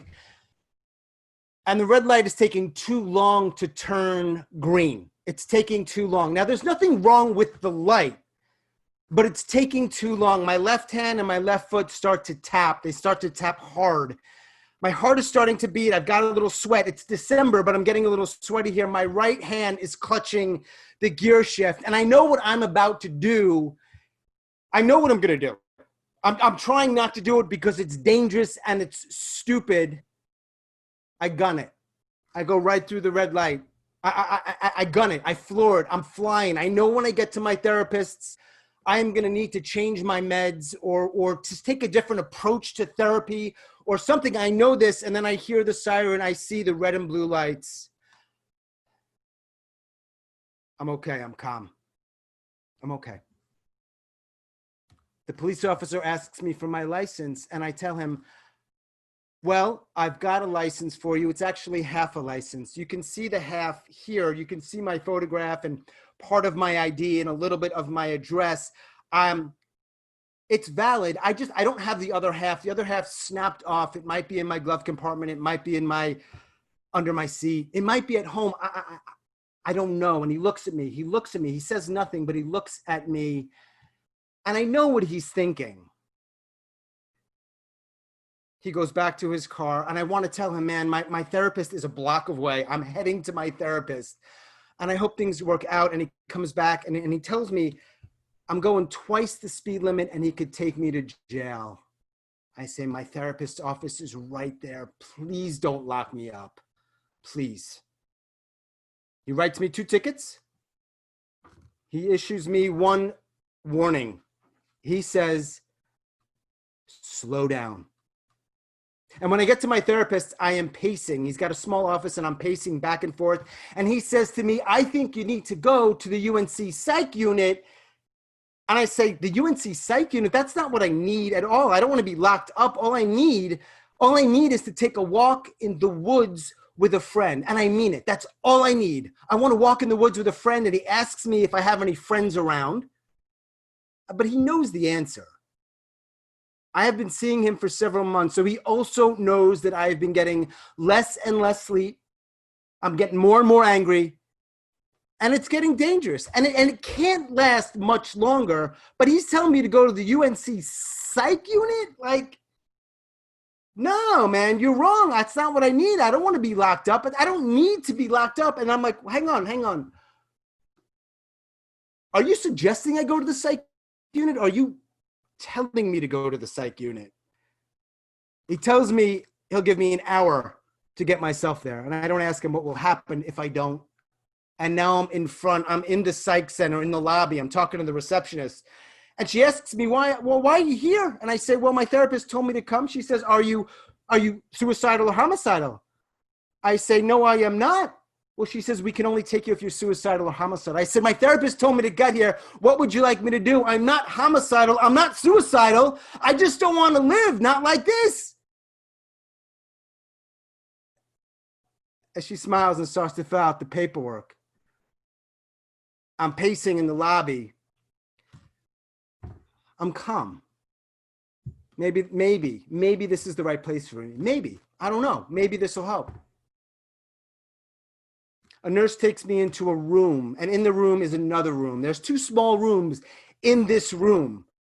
She sits me down. She takes my bag, and I don't understand why. She gives me a bag, and she says, in the bag, there's some clothing and some socks. Put them on. And she leaves. She shuts the door. Slam. It's this blue gown and these aqua blue socks with white rubber on the bottom. And I put it on. I do as I'm told. I'm waiting for her to come back. I want to let her know, hey, I'm ready. Take me to where I need to go. I'm game. I'm open. Give me some help. But several minutes goes by. She's not back. I open the door to the little room, and now I want to get out of the bigger room, and I want to let them know, hey, everything's okay. I try to open the door. It won't open. It's locked. And now I'm locked in this room, and I'm alone. And I know what I'm going to do. I know what I'm about to do. And I know I shouldn't do it. I know it's dangerous and it's stupid. But I know, and I bang on that door hard.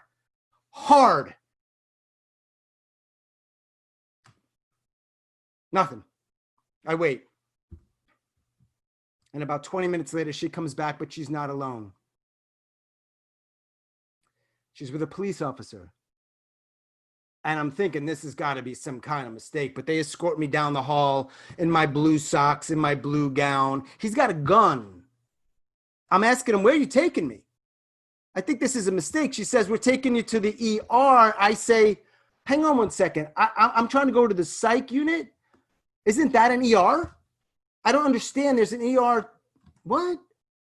And now I'm in the ER, and there's this mustard colored curtain, and I'm put behind it, and there's this little bed in the side table, and the nurse and the cop leave, and I hear these noises, and I see these things that I don't want to hear or see, and I can't unsee or unhear. I can't, and this is a mistake, but I'm not allowed to leave the space, and it's small, like I can't walk. There's nowhere to go. And the only people that I see are telling me what to do and what not to do. And finally, after several hours, I know there's some problem, and I want to just like get in touch with somebody because there's a misunderstanding here. And I leave my little space, and I go out to talk to yet another nurse, and I say, "Hey, man, I think there's some kind of problem here." And he says, and I said, "I don't think you understand." And he says, "No, we understand fine." I say, "No." And he says, "Go back into your space." I say, "No, but I don't think you understand. I think there's some sort of problem here." He says, "No, I don't think you understand. Go back into your space. If you don't go back into your space, we'll take you to the basement. And if you think this is bad,"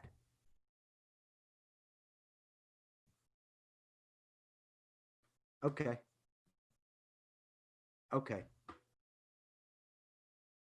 And then the next day, a doctor comes in. He's going to assess me. I tell him, Doc, there's been a mistake. This is not the right place for me. I don't need to be locked up. He asks me, how you feeling?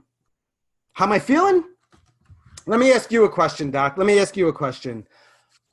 How would you feel if you came here and you were in some kind of pain and you needed some help, but instead of being treated for your pain, you were treated like you were some sort of deadly animal, some caged animal that needs to be put down? How would you feel, doctor? How would you feel? Well, he makes his decision. And on day 3, I wake up in that same room. And later that day, when 2 orderlies take me upstairs to the actual psych unit on the 5th floor, I feel like a deadly animal that needs to be put down. And the orderlies sit me at this table and they walk away. And when this middle-aged male nurse tells me I need to come with him, I know what I'm going to say. I know it's dangerous and stupid. I know it's coming. And I say, go fuck yourself. And I'm waiting for him to push back just as hard. Bring it, motherfucker. Bring it, right?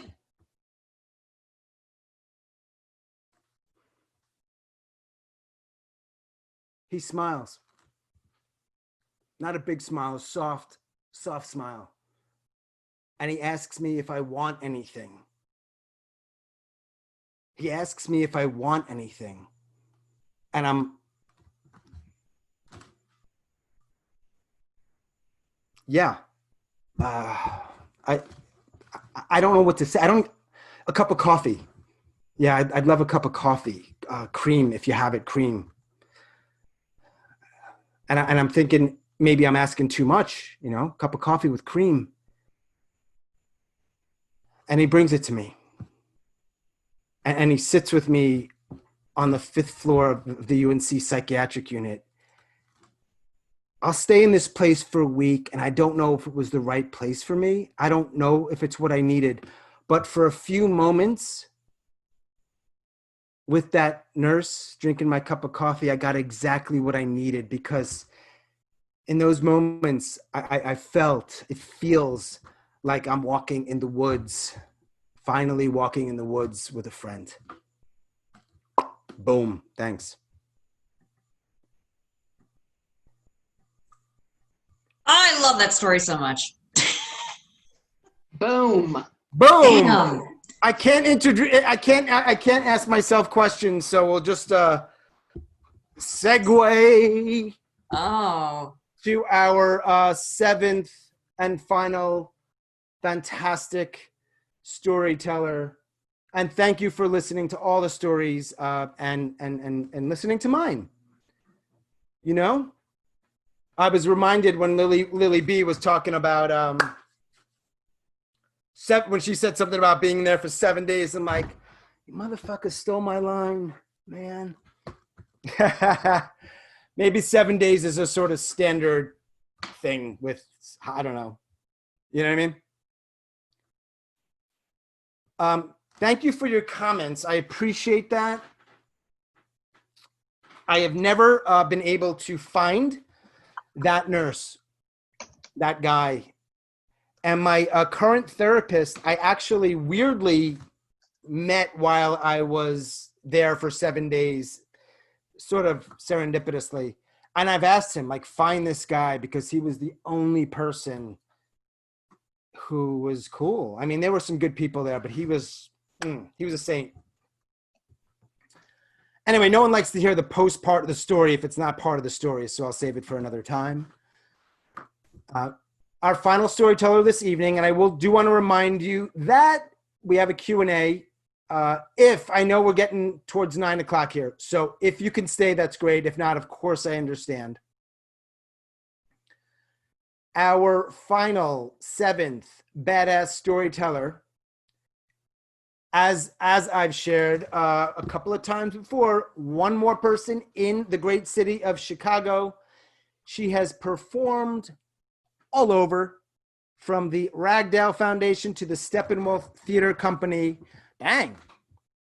Her work often deals with her descent into the inferno of madness when she was younger and her journey with her astonishing special needs daughter. Please give it up for Anne Vandy Purky. Break a leg, Vandy.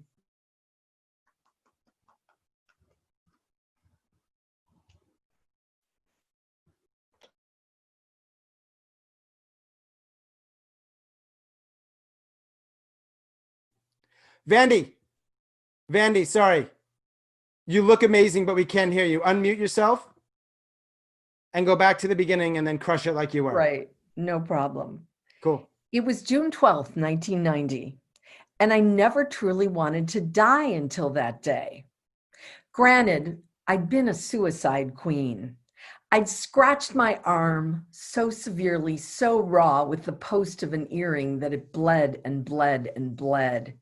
I'd taken so many pills, been pumped full of so much charcoal that I lay on a gurney in an emergency room in a hospital with a platinum blonde intern hovering over me saying, "What's different this time?" I had acute depression so severe, it was blackness, a death rattle, coupled with alcoholism, a double whammy. But this day, I sat in a treatment center in a cheerful yellow room with slogans on the wall. Easy does it. Keep it simple. First things first. I was sitting there and a plump woman brought me my dinner. Here's your veggie burger with pickle, avocado, onion on a brioche. Easy does it. I ate my burger. I made my bed. I put on some red lipstick and a Rolling Stones t-shirt, and I pranced out of my room and went to the room of another patient, Ruthie. "Ruthie, can I borrow your blow dryer?" "No prob." I took the blow dryer back to my room. I had taken a red bucket from a maintenance closet that morning. I had my tools. Now, late-stage depression doesn't care if you crush your parents' life. It doesn't care that you crush your siblings. And it certainly doesn't care if you wreck the reputation of the treatment center. Acute depression can be like that. It can be so selfish. So I filled up the bucket with the water. I fired up the blow dryer like a turbo Mustang, and with one fell swoop, I plunged the blow dryer into the bucket of water. Little jolts of electricity went through my hand. Ping, ping. Nothing but little jolts of electricity. Ping, ping. God damn it! I threw the blow dryer across the room. Just then, the lights went out. I sat there in total darkness, seething with anger. This was supposed to work. This was supposed to kill me. I was supposed to die. I was sitting there and there was a knock on the door. I fucking whipped the door open and there was a little bent over maintenance man with a ring of keys and a name tag that said Dirk. There's been a report of a blackout on the unit and it seems to have come from your room. Ruthie was behind him. "Anne, can I have my blow dryer back?" Now here's where I draw a blank. I don't know if I ruined Ruthie's blow dryer. I don't know what happened to the red bucket. I do know that the treatment center never thought there was a suicide attempt. And I spent the next several days in my room crying. The counselors left me alone. I only went out to go to some of those hideous recovery meetings where some goon talked about the slogans and plied you with stale coffee. But I did one thing they told me to do. I took the medication. And one day the medication kicked in. To say it was a miracle is an understatement. It was like walking into a sunlit room. Nothing had changed, yet everything had changed. I actually felt happy. The death rattle was gone. And I became a model patient. I emptied coffee cups. I cleaned up ashtrays. I took notes on a clipboard. I even made my bed with the 400 count percale Egyptian sheets. And I left that treatment center and I embraced life. And though I had lost my faith in God and in heaven and in all that, I absolutely knew that it was grace that saved me.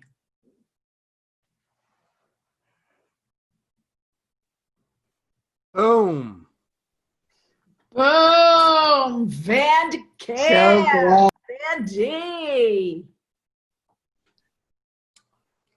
Closing it out in class and grace and style. Feels good, right? Yes, Feels great. real good. Bravo, Vandy. Yeah. Good stuff.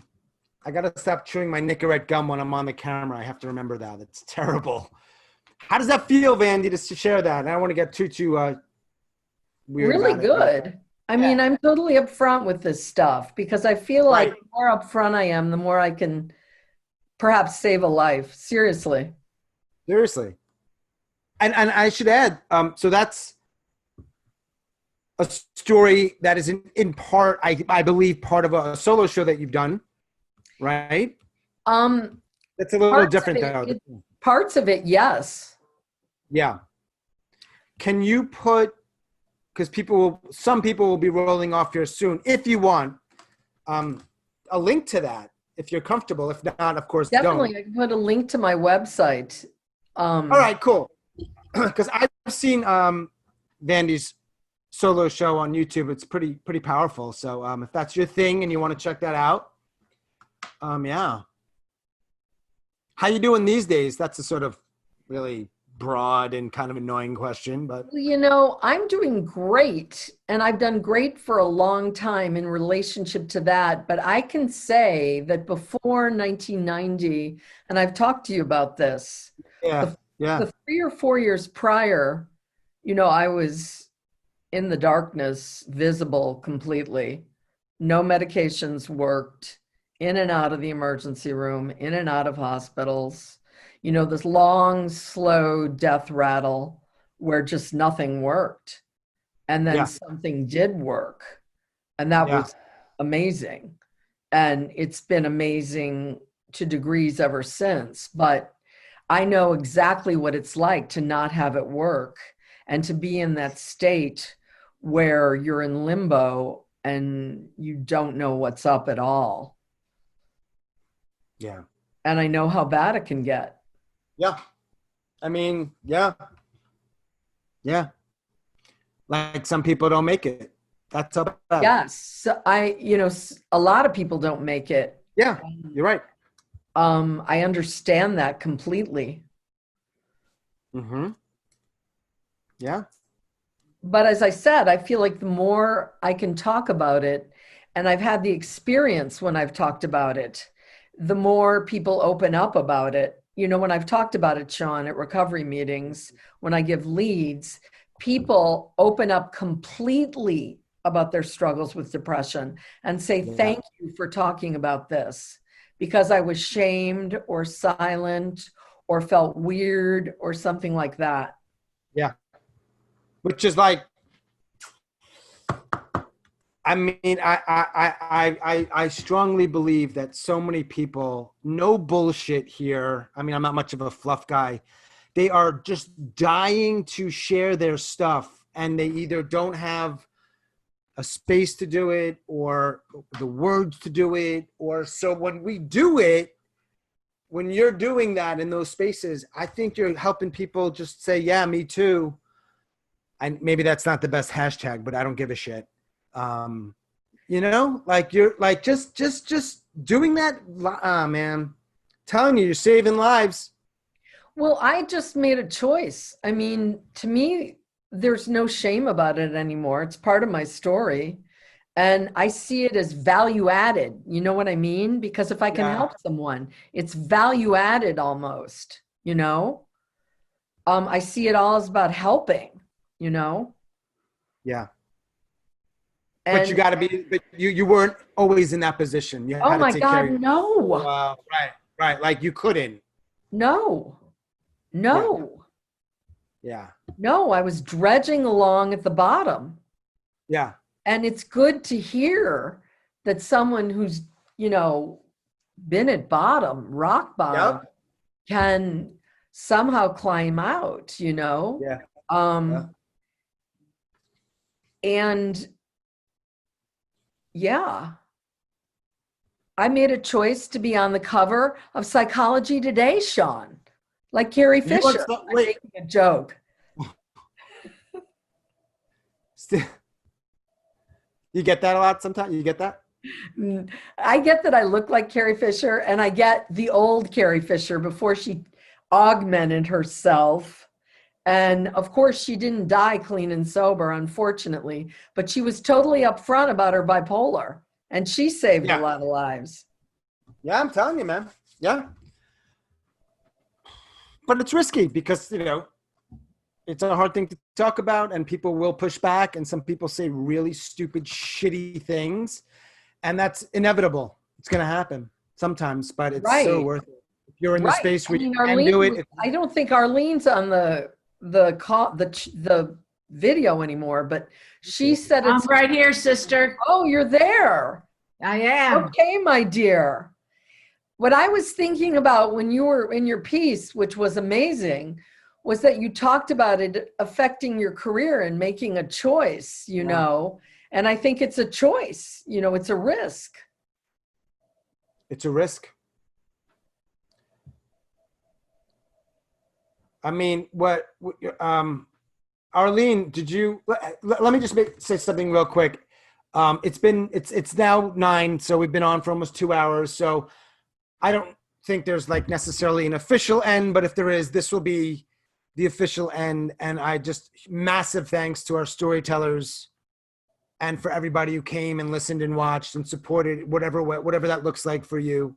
Stay in the circle, stay in this world of story. And if it's through anything I do, wonderful. If not, someone else, but you'll be hearing from me. And if you're around now, some of our storytellers can hang out with us a little bit. We'll talk story. We'll talk about the stories. And if you want to share something, let's do it. All right. So let's work out here if it's best to keep everyone. If everyone goes unmuted, that's good. But then what happens is when you try to talk and then people talk. So anyone have a suggestion as the best way to do that? Well, turn off the cameras. I think that's good. Let's see the faces of our fabulous people who Yeah, are hanging. everyone Yeah. you can turn on camera. Turn on if you want. And maybe raise your probably hand if you want to ask a question. Yeah. Oh, I like the raise Hi. your hand thing. Hi, Jennifer. I'm very obedient, you know. I'm asking you to share videos, but you don't have to, but it's if you want to do that. Hi, Kim. Hi, Beth. You're two of my friends. Lauren Archer's my friend. Hi, Maria. Oh, Maria. So some people I have to I think Kim is muted, and I think Beth is muted. Ah, I am hi. giving people. Okay, I'm unmuted. Oh, hi, Beth. Hi, Annie. You were fabulous. Hi, everybody. Hi. Thank you so much for sharing. Yeah, is Hi, that? Kim. I'm not gonna go off on video, but I just wanted to say thank you to everyone. Yeah. Who's Heel. speaking? Hi, Jen. If Andrew or Jean or Jill would like to not be, or would like their video on, let me know. It's getting a little weirdness. Bye, Richard. So, somebody's way loud. I'm gonna have to. Beth, I'm sorry, I'm muting you. You're in the middle, like, of the wilderness. Wilderness is great. It just maybe a little loud. Cool. So, does anybody, storyteller or not, have any questions? I have so many, but I want to like not hog it.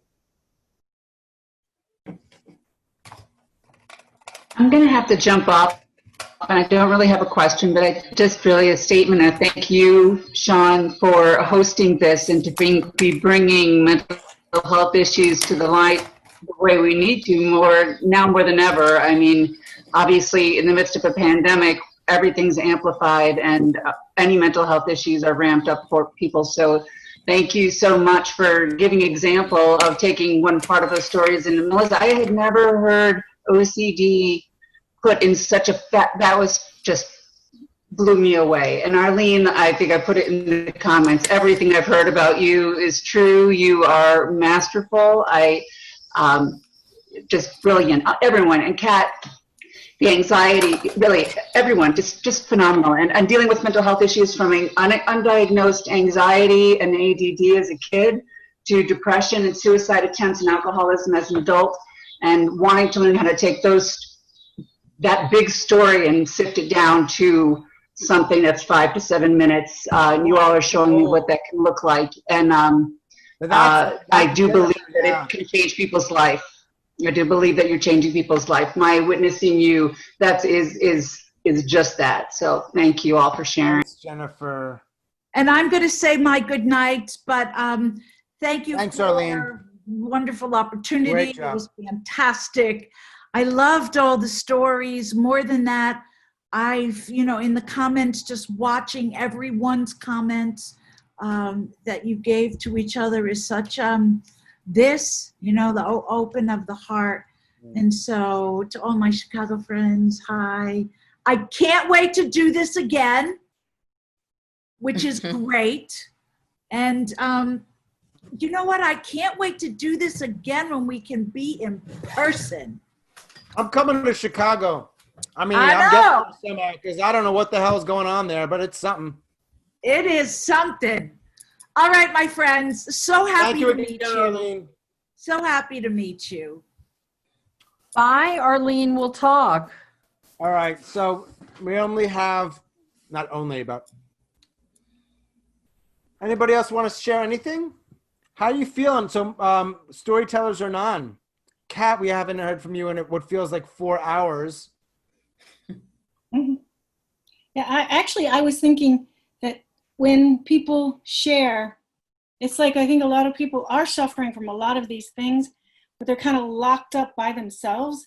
And it kind of made me think of when a theater group I'm in, we were down to who's going to do the scheduling.